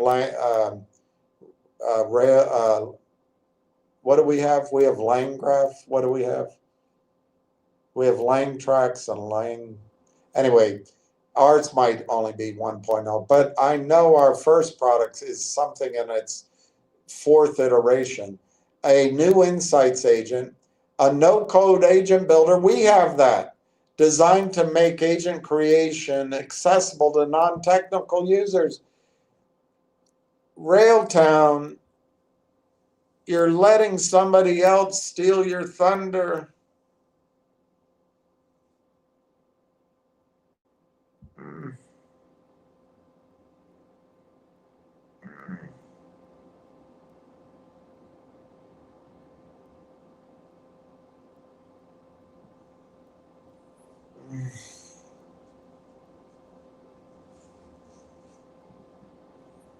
Rod Stewart and Van Morrison both liked Tom Waits's song, The Soldiers Here, Waltzing Matilda, Waltzing Matilda, you go. They both liked that song, but you might have liked to have heard it from Van Morrison, but Rod beat him to the punch. And I think this is scary in that sense. LangChain's technology has become foundational for teams building AI-powered systems across industries. Does this sound like Railtown?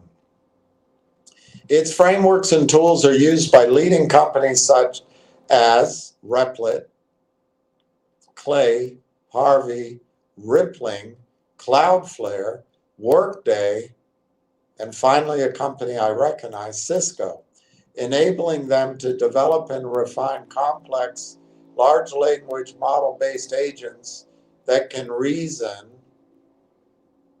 access data, and interact with APIs at scale. Since its inception 3 years ago, LangChain, 3 years, we're 6 years. Why are we taking so long?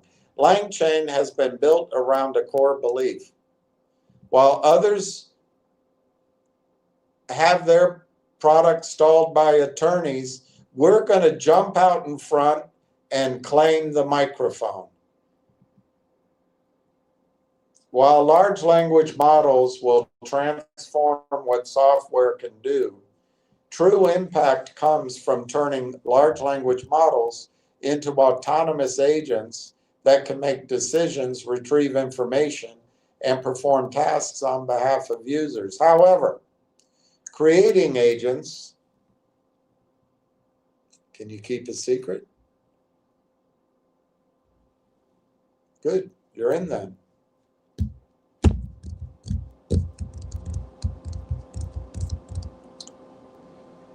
That are not only powerful but predictable has remained a key challenge challenge for the industry. Langchain defines this emerging discipline as agent engineering. They're defining it now. Railtown, get your ass out of the attorney's skirts. Move on. The iterative process of refining non-deterministic LLM systems into dependable production-grade tools, agent engineering.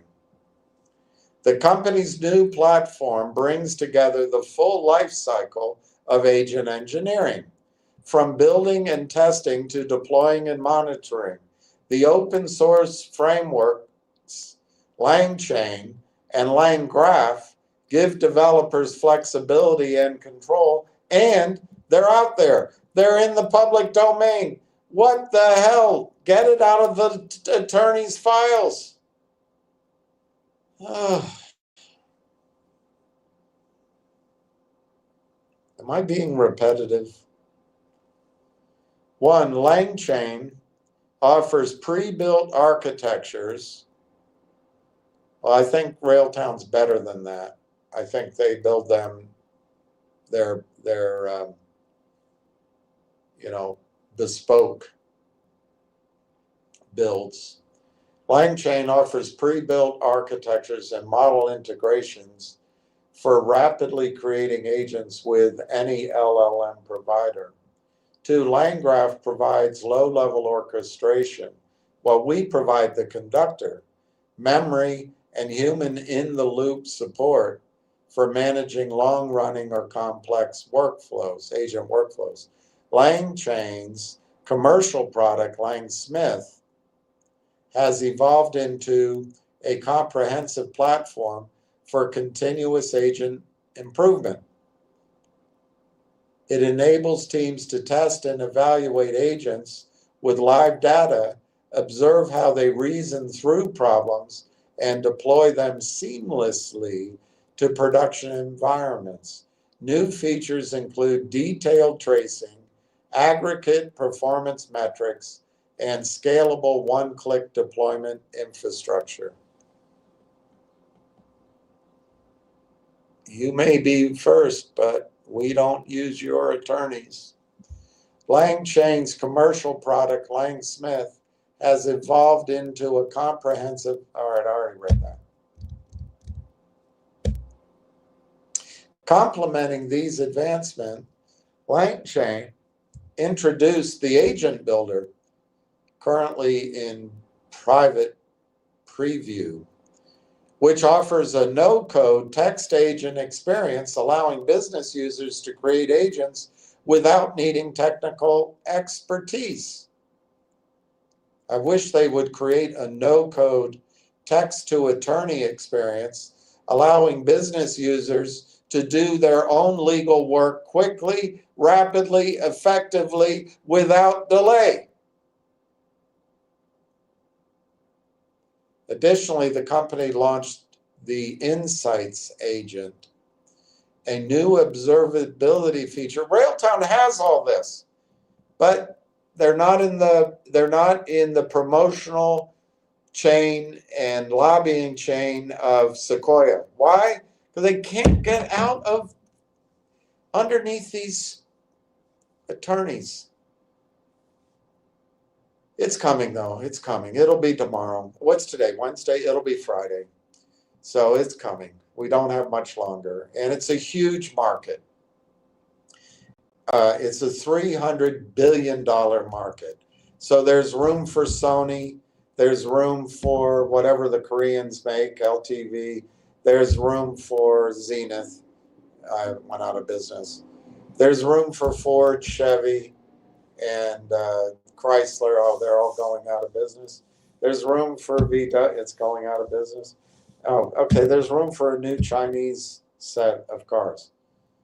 But there's room for competition. Don't worry about it. But they can't sit on their hands much longer. And I'm not saying they are. They've got to be frustrated too. But this is what happens in a fast-moving, high-demand race. It's a race. And by the way, this, what I'm reading here, is all the more reason that Railtown will, rather than becoming a unicorn, which is what Sequoia is trying to present this as so they can get rich, I think Railtown will sell itself to somebody with resources and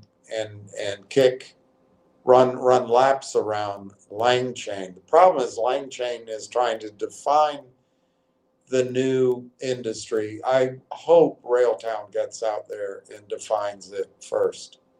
Of course, Canada is a backwater compared to California. But anyway, don't despair. I'm just frustrated, as you can tell. Okay. So additionally, the company launched its Insight Agent, a new observability feature within Langsmith that automatically classifies and tracks patterns in agent behavior. LangChain's momentum reflects the growing demand for dependable AI infrastructure. That's Railtown. The company now reports 90 million. All right, so they're out across the whole horizontal internet, whereas Railtown does vertical market applications within a company, keeping information private. The company now reports 90 million monthly downloads. That's pretty high across LangChain and LangGraph, and its commercial Langsmith platform has seen 12x year-over-year growth in trace volume. I know we've got the best tool, but it's sitting in the bloody attorney's purse.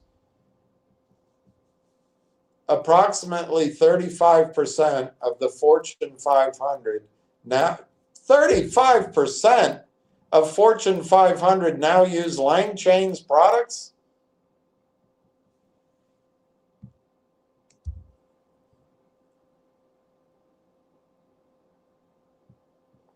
Well, I guess there's 2/3 are still left. The company's latest fundraise also drew support from strategic investors already operating at the forefront of enterprise AI, including ServiceNow Ventures, Workday Ventures, Cisco Investments, Datadog Ventures, Databricks Ventures, and Frontline Ventures. Developers can explore the new releases and documentation via the LangChain website and join the growing community shaping the future of AI agent development. I'm going to call them up and recommend they use Kenton Briggs law firm and see if I can slow this momentum down. How the funding will be used. Now I think this shows the weakness of LangChain compared to Railtown. LangChain plans to use the new capital to expand its engineering product and go-to-market teams, further enhancing its platform's reliability, scalability, and enterprise-grade security. I think Railtown's already done this. But man, they're going out and claiming the message. I hope these attorneys are worth it. I really hope the wait is worth it.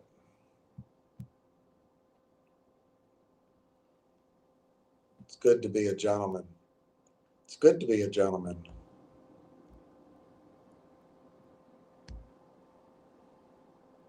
Sam Guest, bravo. All right, I already got it, but bravo. That's awesome. Donna says, good afternoon to everyone. Eric back. Steve says, hi, Uncle Bill. You're still in the lead. Not making fun. We can do it. Let's go. Yeah, I know, but it's all right. Look, I don't mind you teasing me about my miserable projections. Just when I get it right, give me a little credit, even though it's, broken clock and all. Julie Kim, when you don't have anything to say, I'd like to hear your wonderful story about gold or Barrick Gold Project. I can do that. I can do that. I can do that.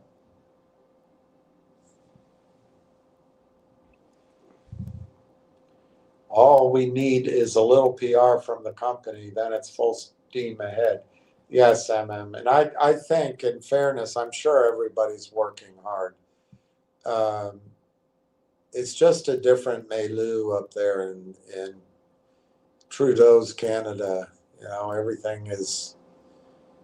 Who was that general that got drunk at Fort Ticonderoga? If he hadn't been drunk, we could have taken Canada from the British.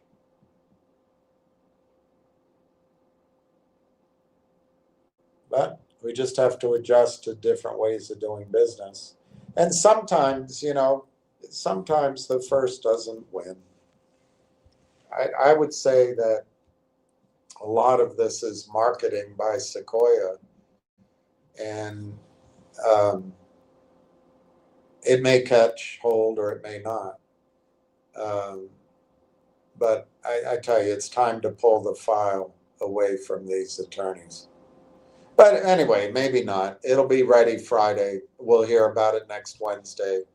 At worst, I guess we have a week to wait. But man, the technology moves at a speed, and information it goes amongst. And once a banker or a VC firm sees that this is the standard, how many competitors does Amazon have? Initially, there was what?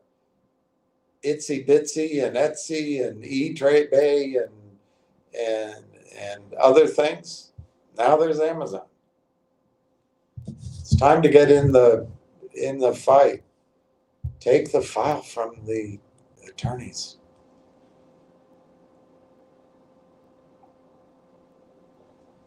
Take the ribbon from your hair. Shake it loose and let it fall. 0.441 on the bid, 0.461 on the ask, up 2 cents. The volume's 141,000, and I hope Eric bought. The last trade is 212 shares at 45.98. Bravo for whoever that is.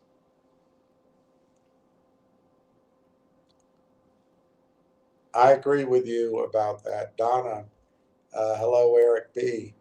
Donna M. RLAIF 45 cents, up and down, but definitely movement. Low volume, I agree, 127, Donna says. It's 141,000 right now, and your 45 cents is right in the middle of the bid and the ask right now. We'll see how it closes, Donna. You have a good chance to have another green day. Eric B, up 10% today in Canada. Go RT. Eric B added 10K on the ask. All right. All right. I'm not saying it's happening now, but this is what will happen. One morning, one afternoon, all of a sudden it starts just going, and we won't know why. We'll find out, 2 days later. I'm not saying it's happening now. There's not enough volume, really, I don't think. But there's two areas where it'll get out. If there's, in oil and gas, we call it a tight hole, where the news is just held tight around a drilling location. So there's that. If this is a tight news environment around Railtown for now, that's one way, but things get out, and so to use the analogy of an oil well, the shift changes on the rig, and a couple of the guys don't have wives. They go to the local bar. They have a bit to drink, and someone overhears them, or they blurt it out, or they make a mistake, and then the bartender buys, and a couple of the guys at the 2 or 3 tables buy, and maybe one of the competitors hears about it and they buy, and all of a sudden the stock starts going up. That's one thing that can happen. The other thing that can happen is if there is a buyer in here who is called around quietly at first and says, I want to buy 500,000 shares. I want to buy 1 million shares. Check it out for me. And maybe he has his broker call around, or if the broker is an interface between the client and an institutional desk, maybe the institutional desk calls around, but the broker calls around and she asks maybe a dozen people, maybe it's fewer than that, how many shares they have. Well, at first nobody notices it, but at some point one of those desks picks up on it and they start buying. So those are a couple of ways where this can bleed upward. And Eric and and everybody, by focusing on LangChain, I wanted you to see that it's real, and it's Sequoia, and it's a real revolutionary stage of AI. I'm a little frustrated that we're sort of still stuck on they're still putting changing our tires. We're on the engine, on the blocks, on the lift, whatever. But I think Railtown has a better product than LangChain. And I don't like seeing that a third of the Fortune 500 are already using their product. That's not very good for us. But anyway, we are where we are, as they say in the US of A. So we'll just see what happens early next week.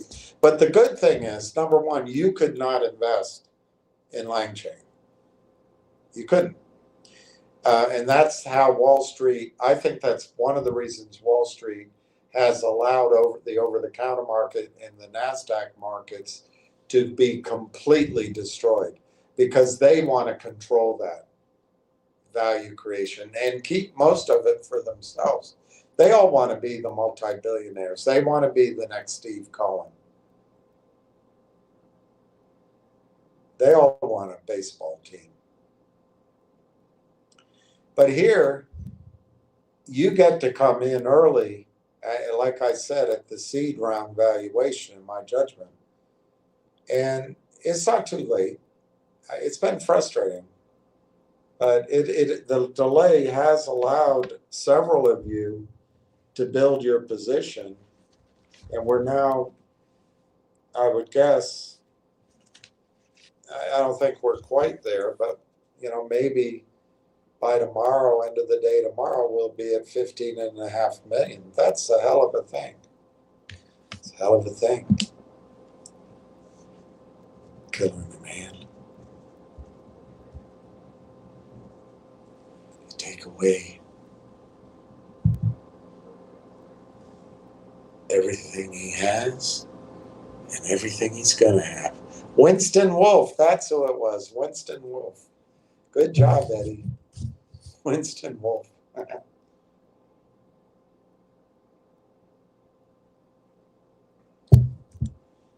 Who said? All right, here's Ward Richardson coming in with the info. Ward says, good afternoon, William and RT crew. I've been doing some due diligence on LangChain.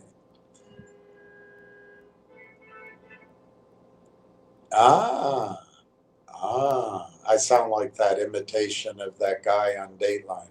Ah, a significant number of developers, around 45%, who experiment with LangChain never use it in production. Yeah, it's a different model. It goes out over horizontally, whereas I think Railtown is vertical in each company, and I think Railtown builds it for the client. We'll see. Maybe someday Corey will explain it to us. So a significant number of developers, 45%, who experiment with LangChain never use it in production. 23% who adopt it in production eventually remove it. Wow, Ward, you're my hero. This is attributable to issues like unstable APIs. There was a comedy skit years ago about Watergate, and it's a whole album actually. And I just remember the woman that played Martha, John with the cigars, the Attorney General, John. God,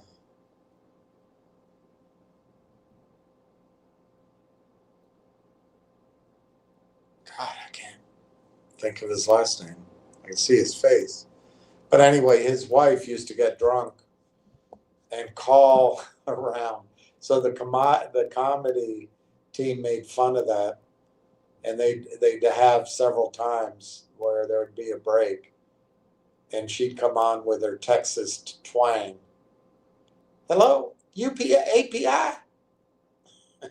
Might have been, was it UPI or API? Associated Press International. Hello, API. This is Martha. It's all I ever think of when I read API. Hello, API. This is Martha. This is due to issues like unstable APIs, silent failures, and poor error handling, which are unacceptable for mission critical. I love that. See, they're racing.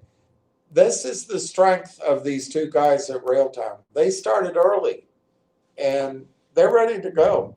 It's just their attorneys aren't.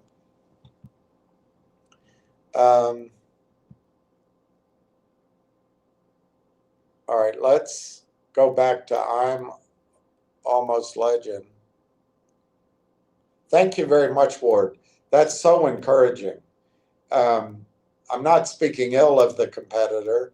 It's just they're maybe a little early. They're jumping the gun.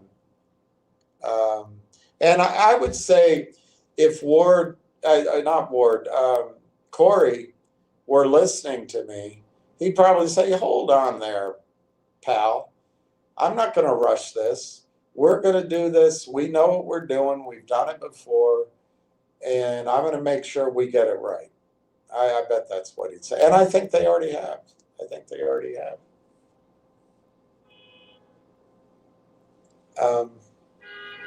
I'm Almost Legend. Good afternoon, everyone.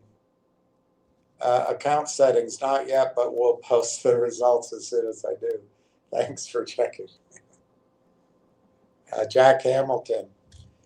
Only had a small amount of pocket change, but please add 63. I think that's great, Jack. Somebody told me yesterday that one of the advantages of a story, a stock going sideways in a story you believe, is that you get to increase your position. And that's true. And I think that's brilliant. 63 shares is brilliant.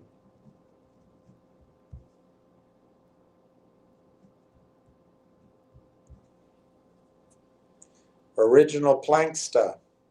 Purchase 1,500. Bravo. Oh, what a boy. What a handsome boy.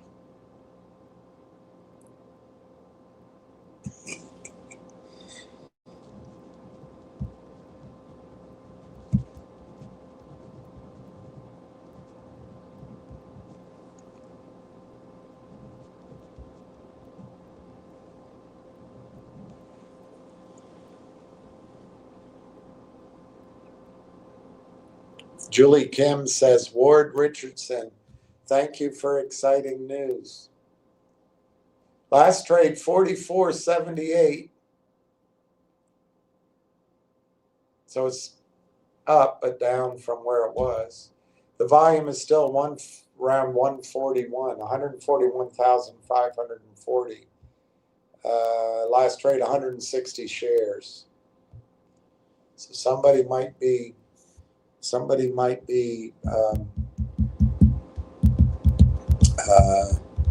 just adding, which I think is great.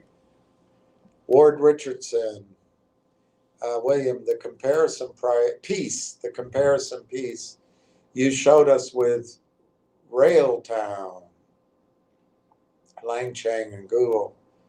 They use third parties in their software. That will not work in the AI industry for very long. LangChain will fade away.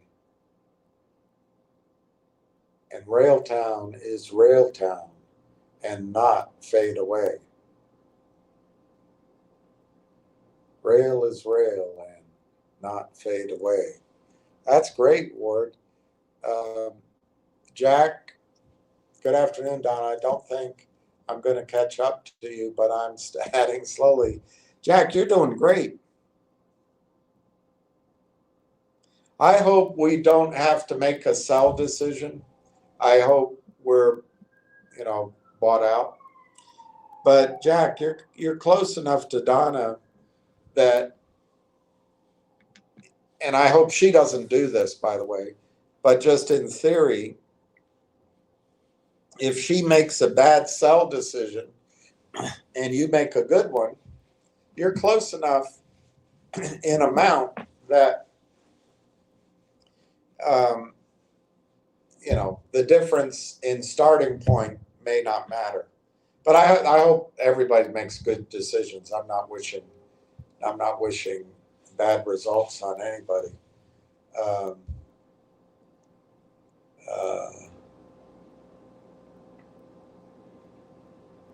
44.78. Yeah, it's the same one. Ward Richardson. Railtown will come out ahead on this. I think so. But they got to go get the message out. But maybe that's not what they want to do. They're not hyping the story to get the next round of financing, which is what I think Sequoia is doing.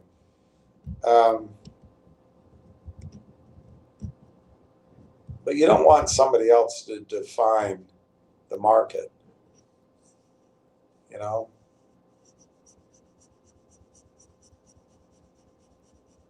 Volume is 142,000. Last trade 44.1. That's the bid, so they're trying to hit the bid. 374 shares. Well, such a puny plan. Donna, hey Jack. That's wonderful. I can't add any more till January. I'm so happy for everyone adding to their Railtown positions. I'm with Donna.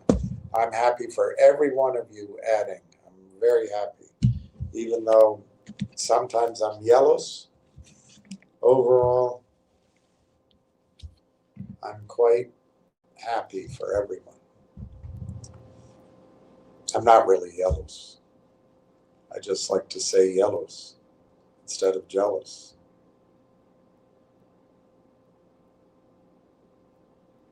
It's the funny thing about Spanish. If you get arrested, you go to Yale. But if you get admitted to undergraduate, you go to jail. It's just how it goes. Ward Richardson. Companies like LangChain are not set up to be unicorn. Exactly. They were set up to make a few $1 million and fade away. I see this all the time with AI startup companies. Yeah, they're just sucking in the money to the Sequoia fund. And then they get paid every step of the way. It's such a racket. That's one of the advantages of being able. Buying Railtown is so clean. There's no fees. You're not paying anybody for their expert advice. And I think, I don't know what's wrong with my eyes. Maybe there's wool. It might be wool. Um,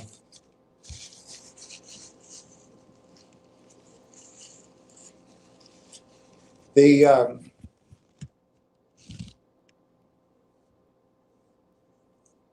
company itself was very careful. They didn't spend a lot of money building out their. There wasn't waste and fat, and I'm not sure that dollars get spent all that wisely in Silicon Valley. It's about raising it, deploying it, so the overpaid wankers can get their fees. It's not about the investor. Because they can inflate the value all the way up their chain, and then they dump it into your retirement account or get one of your brokers to get you to buy it on the IPO. They don't care then. They've already made all their money.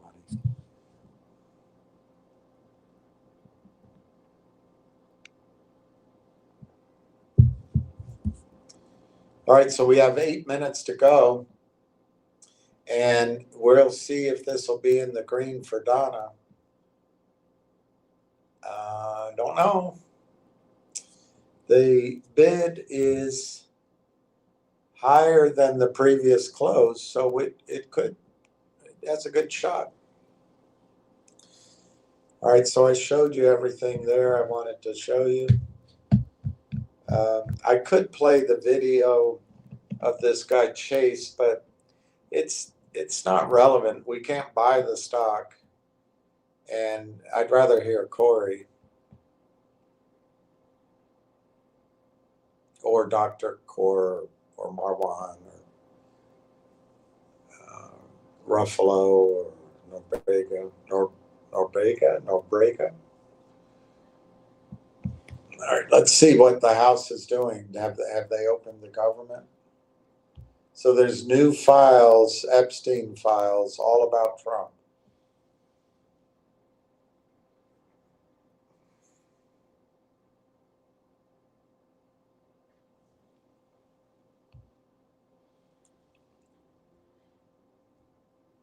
New Epstein files have come out from the Democrats, and Trump is mentioned. Whether this implicates Trump is something you have to decide for yourself. In an email exchange between Epstein and accomplice Ghislaine Maxwell, Epstein notes that an alleged victim had spent hours at my house with Trump. I want you to realize that that dog that hasn't barked is Trump, Epstein wrote. Victim spent hours at my house with him. He is never once mentioned. I have been thinking about that, Maxwell said. Well, she said in her own testimony that Trump always treated her well, but why would you be there for hours? In another email, Epstein and journalist Michael Wolff, Epstein writes that victim, Mar-a-Lago, redacted, Trump said he asked me to resign, never a member ever. Of course he knew about the girls, as he asked Ghislaine to stop. This, of course, supports Trump's assertion that he was pissed that Epstein was recruiting at Mar-a-Lago and asked him to stop.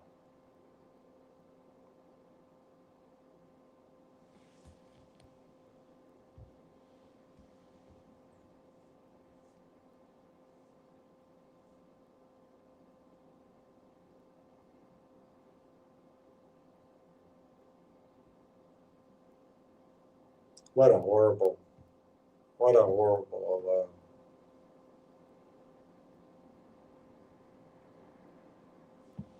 what a horrible group of people. Not Trump, I'm not saying Trump.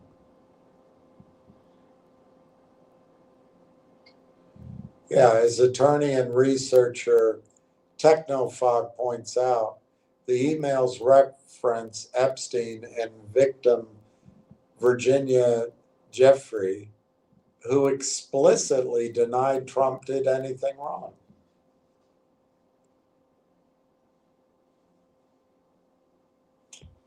Let's move on from that cesspool.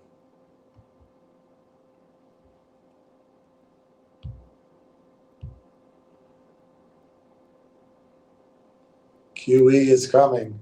That'll be good for gold, Julie. QE is coming.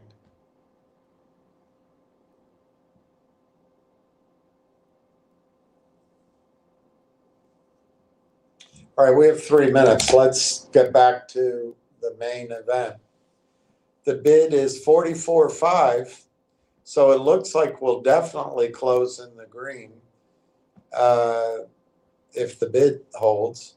The ask is 45.8.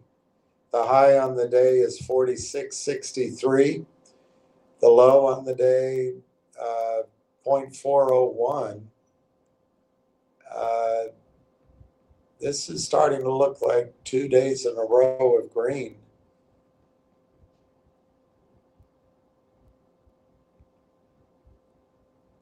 And no trade. The volume is 143,490. The last trade was 1,050 shares at 45.09. The bid is 44.5. The ask is 45.8. And the volume is 143,600. So somebody just went in at 45.28, 120 shares. I love it. I love it. This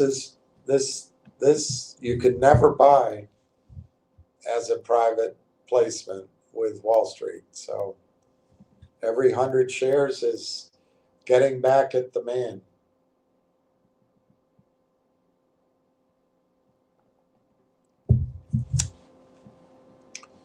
.448 to .458, 3,500 by 12,500, 143,610 shares. 1 minute to go, or less than a minute.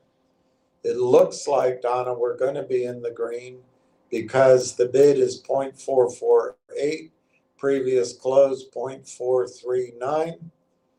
It would take a hell of a lot of selling to put this in the red, and you got less than a minute, probably less than 30 seconds.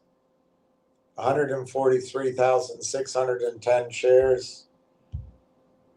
Last trade 120 shares at 45.28, and it closes. It closed at 45.28.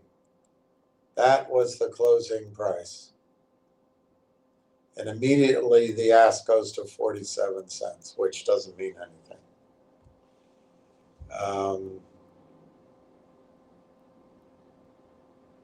Yeah, we don't have to go through the other stocks. I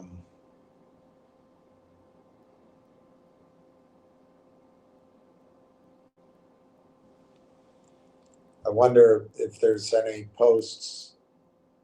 Let me just see if Corey or somebody like Corey has, there's any updates.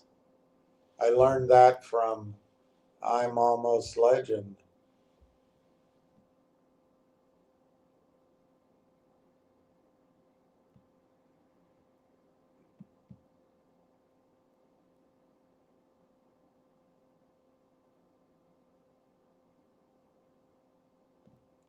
Corey just posted, I'll play it. People are going to be spending more time interacting with these machines than they do interacting with their big automobile machines today. People are going to be spending 2-3 hours a day sometimes interacting with these machines. So we had three options. One was to do nothing. It's Steve Jobs. And as I mentioned, we're all pretty young and impatient, so that was not a good option. The second one was to put a piece of garbage computer in a book. And we can do that, but our competitors are doing that, so we don't need to do that. The third option was to design the computer that we want to put into the book eventually, even though we can't put it into the book now. But we're solving the problems of injecting some liberal arts into these computers. That's what we're trying to do right now. Let's get proportionally spaced fonts in there. Let's get multiple fonts in there. Let's get graphics in there so that we can deal in pictures. And where we've got to get to is where people 3-4 years from now are using these things and they go, wasn't this the way it always was? The fact that computers and society are out on a first date in the 80s. We have a chance to make these things beautiful, and we have a chance to communicate something through the design of the objects themselves. We feel that for some crazy reason, we're in the right place at the right time to put something back. And what I mean by that is most of us didn't make the clothes we're wearing, and we didn't cook or grow the food that we eat. We're speaking a language that was developed by other people. We're using mathematics that was developed by other people. We're constantly taking. And the ability to put something back into that pool of human experience is extremely neat. And I think that everyone knows that in the next 10 years, we have the chance to really do that. And we can look back, and while we're doing it, it's pretty fun too, but I mean, we can look back and say, God, we were a part of that. He says, Steve Jobs described AI before it existed, and that's what Corey reposted. Good morning. Introductions are really funny. They paid me $60, so I wore a tie. How many of you own an Apple? Any? Or just any personal computer? Uh-oh. We're going to sell those 10 million computers in 86, whether they look like a piece of shit or they look great. You know, by 86, 87, pick a year, people are going to be spending more time interacting with these machines than they do interacting with their big we already heard it. today. We already heard it. We already heard it. It was very good. All right, we already heard it. Can we move on? These machines. I don't want to hear it anymore. We had three options. One was to do nothing. I don't want to hear it anymore. All right. Pretty young and No, I impatient, just don't want to hear it anymore. The second one was to put a piece of garbage computer in a book. And we can do that. Our competitors are doing that, so we don't need to do that. The third option. All right, I give up. Was to Gonna have to listen to it.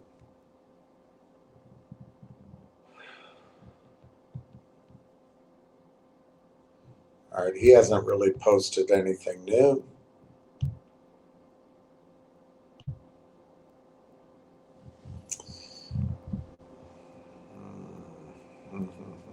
Where else can I look?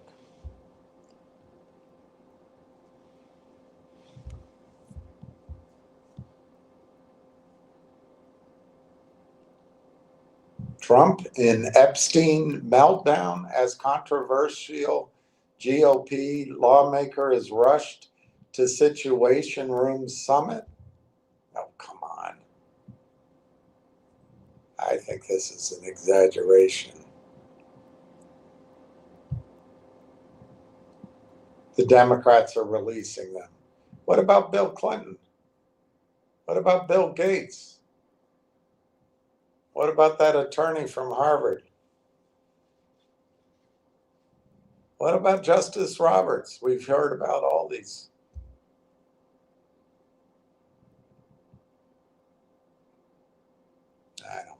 I don't believe it.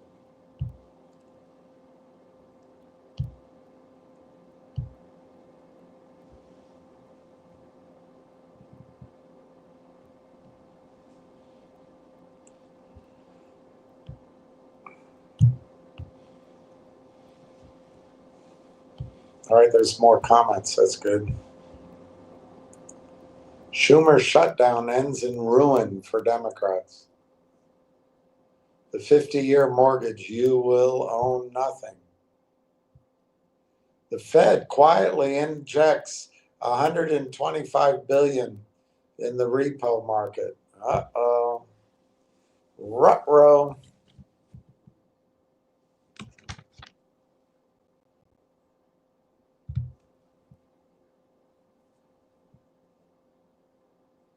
I like this. Why economists can't predict the future.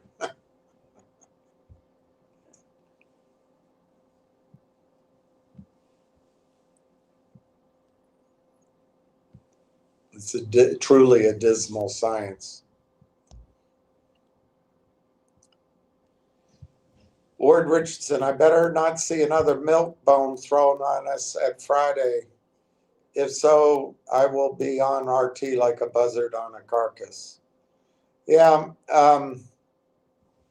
I don't think anything's going to happen Friday in terms of news because it never has before. I could be wrong.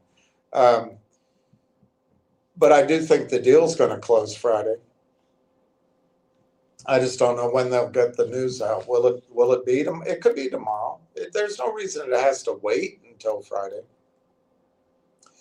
But odds are it'll be Monday or Tuesday next week, or even Wednesday. But we're getting there. We're getting there. Donna, I just want to keep closing drain. Flying bus driver. The bid is me. All right. Did you get any? 44.5. I don't know if you did. Which they don't owe.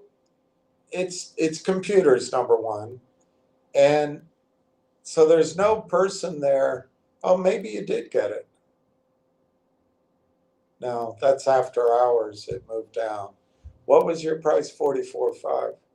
See, I don't know what's the difference between 44.5 and 45.28. You probably could have gotten it off at 45.28 if you had gone in at the ask at that time. But anyway, I hope you get it tomorrow if you do it. That's awesome. That's awesome, flying bus driver. Donna, we closed green. Oh, flying bus driver denied. They don't owe you a trade at the bid. They don't owe you a trade in between the market. Sometimes you get it, but at the ask, they owe you a trade.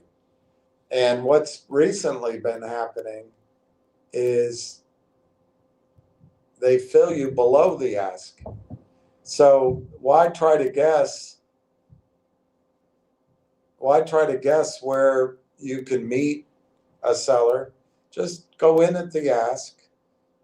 Yeah, I mean, there's a chance you're going to pay the ask, of course, but that's okay. But go in at the ask, you get filled lower and feel good about it. But anyway, that's good for you, flying bus driver. I'm glad you're in there. Ward, sweet. Eric B. So we end up with two types of laying, either laying tracks or laying chains. The race is on. Yeah, we have laying tracks. They have laying chains. Who knows what the difference is, but I bet ours is better. Eric B. kidding. Ward Richardson is laughing, Eric. Ward Richardson is asking, I am legend. What search engine are you using on your research?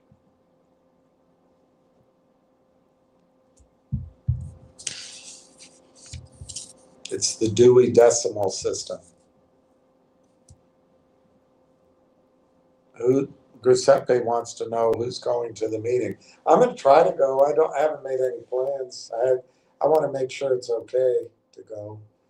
I don't know where it is. I assume it's Vancouver, but it might be Toronto. I'd like to find out. I'd like to go. But a group of us could go even.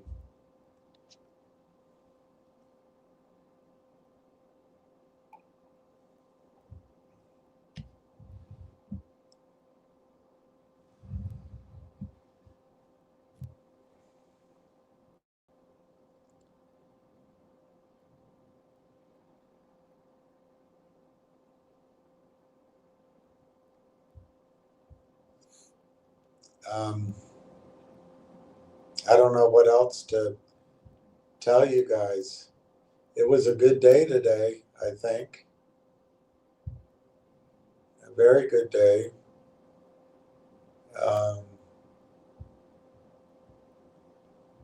I think they're voting on the House. All right, pension funds and insurance companies are trapped in $1 trillion. They're all in these private equity. And this guy says losses will be staggering. MSNBC. Trump says he didn't know about Epstein's sex trafficking. Email suggests otherwise. It doesn't say that. They're always after him. Always. The finer years of public service. As dean of the Arizona Congressional Delegation, I wish to congratulate Congressman Grijalva and welcome her to the United States House of Representatives. I now yield to my friend from Arizona. Steve, what airport are you closer to? Thank you, and thank you to Congressman Gosar, the new dean of Dulles or State Delegation. It National? has been a minute since we've all been together on the House floor. Looking for cobwebs around here. As dean, Congressman Gosar replaces the late Congressman. Well, of course, I'm closer to National. Leaders in Arizona history. But I'm probably closer to BWI than Dulles. But Dulles now has, I think they made a terrible mistake. Northern Virginia is booming, but they, I don't know, 20 years ago, there was a battle on funding, and they could have built the subway, the subway underground through Tyson's Corner, but to save money, they elevated it. It looks horrible. It would have been so much smarter to go underground. But the other thing they should have done, I believe, is they should have put 4 tracks, not 2. While you're building, do 4, not 2. And so the outside tracks are local, the inside would be express. And I think they could have done the metro basically. It might have been hard to go to Union Station, but that would have been ideal. Have it go to Union Station. Let me think. Union Station is red. They might not have been able to do that. Red.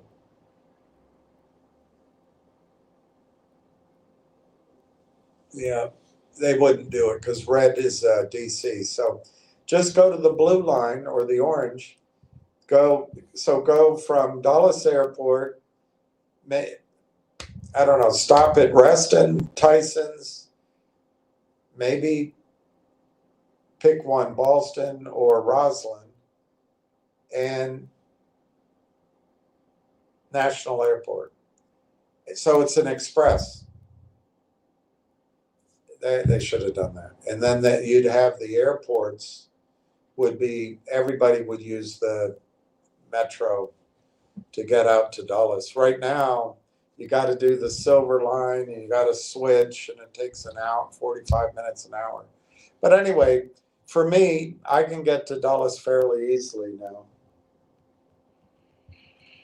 They're clapping. The Democrats are clapping. I don't know why. I guess because Trump is named in the Epstein files. Oh, it's the chick from Arizona got sworn in. So I wonder what the vote count is now.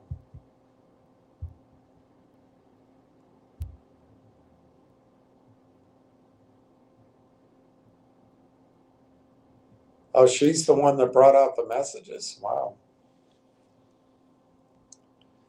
Larry Elder calls them MSNB.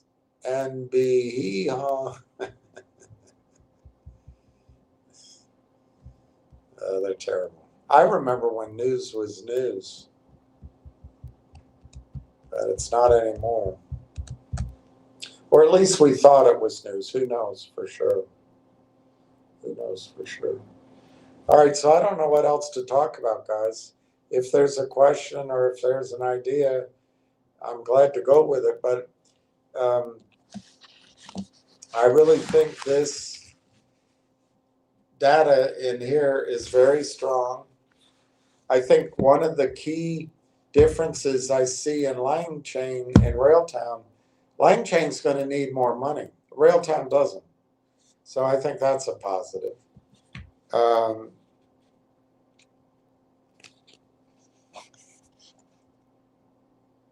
I guess the fact that even though it's taken a long time, that Railtown's going to own AIP Partners, it's pretty exciting. It's going to have a lot of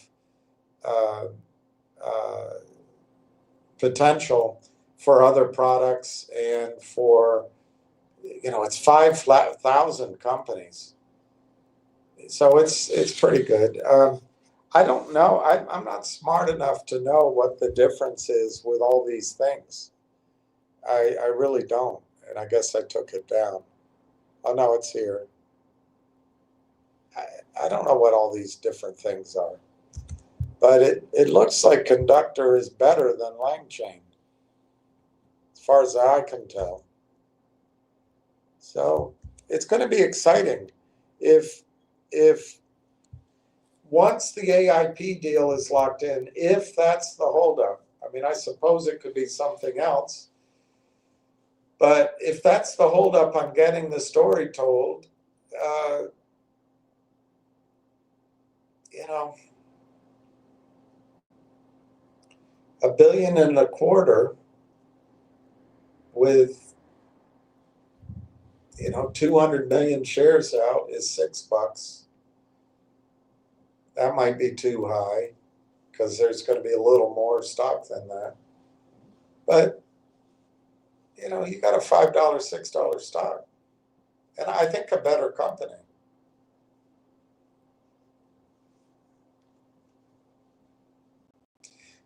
The revenues. The tricky thing is Canadian versus US. So if it's $6 in Canada, it might only be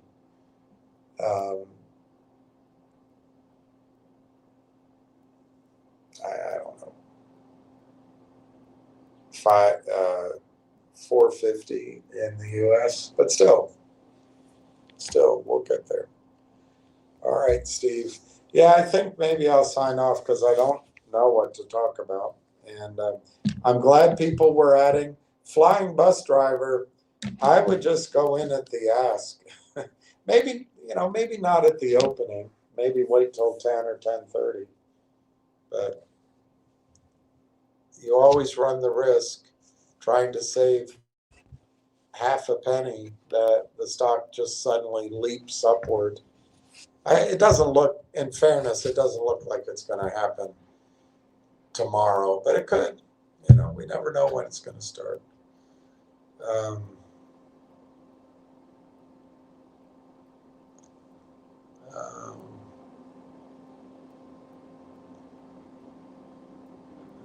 Anyway, I don't know.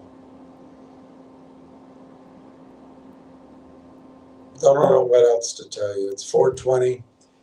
Steve says National works. Someday I'll come in and do lunch. Say, yeah, if I can get a kitchen pass. Oh, you work for an airline, so you're going to hop on? I have a friend that does that. It used to be US Air, whoever owns US Air now. But he could just go anywhere.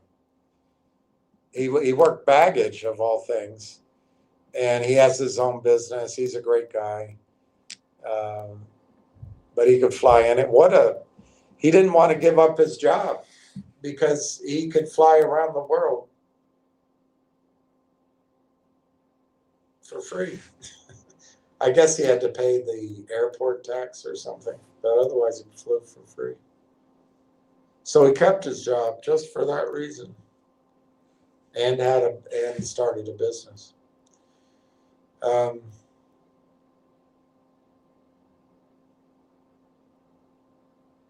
Yeah, nothing's happening.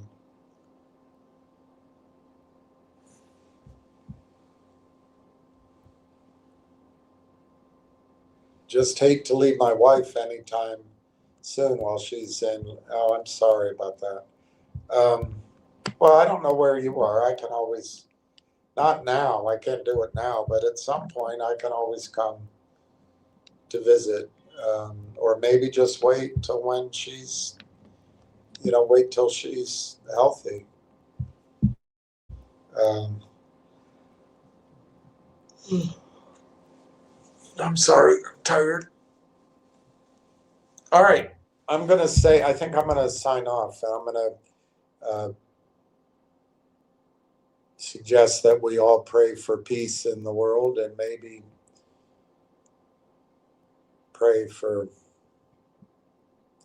I don't know.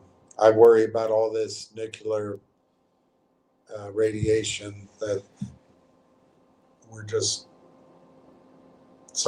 anyway, maybe pray for God's creation to be safe from us, and also just pray for peace. So, and I do wish each of you peace, and hope this is good. I mean, things are looking better. I don't think we're going to have another downturn in this stock, but we'll, as ever, we've got to temper it with the fact that it always seems to take longer than we think. But I think Friday, it's in the press release. I think Friday's it for this AIP, and we can finally get out and bang our drum. So it's free unless it's international Tampa. Well, I might have cause to go down to Florida at some point. You going down to Florida? I've got to get sand in my shoes. Well, I'm going down to Florida. Gonna get some sand in my shoes. It's the Orange Blossom Special. Losing these something blues.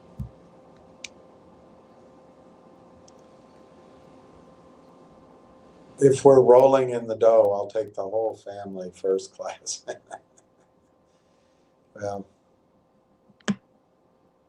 there might be some prizes soon. I really think what Railtown's trying to do, and I agree with Ward's analysis. I'm glad he put it out there, because I probably wouldn't have thought of it.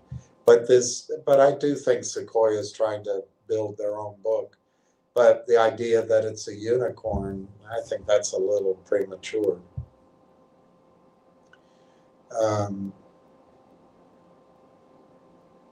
I think it's hard to become a unicorn in this space. There's so much competition. So, Steve, I think it's likely, for their own reasons, Railtown and AIP will be open if the price is right, if the perks are right, and if the vision allows their idea to fully blossom. I think Railtown will be for sale sooner than we think. It's possible, don't plan on it, but I think it's possible. But also on the other side, I think companies, just reading Langchain and about it's the next phase and it's, all of this, and I can see why big companies would want to come buy a Railtown. So, Steve, you might be rolling in dough without selling anything. You might suddenly have stock. In my favorite pick is Microsoft. It could be one of the dozen other companies.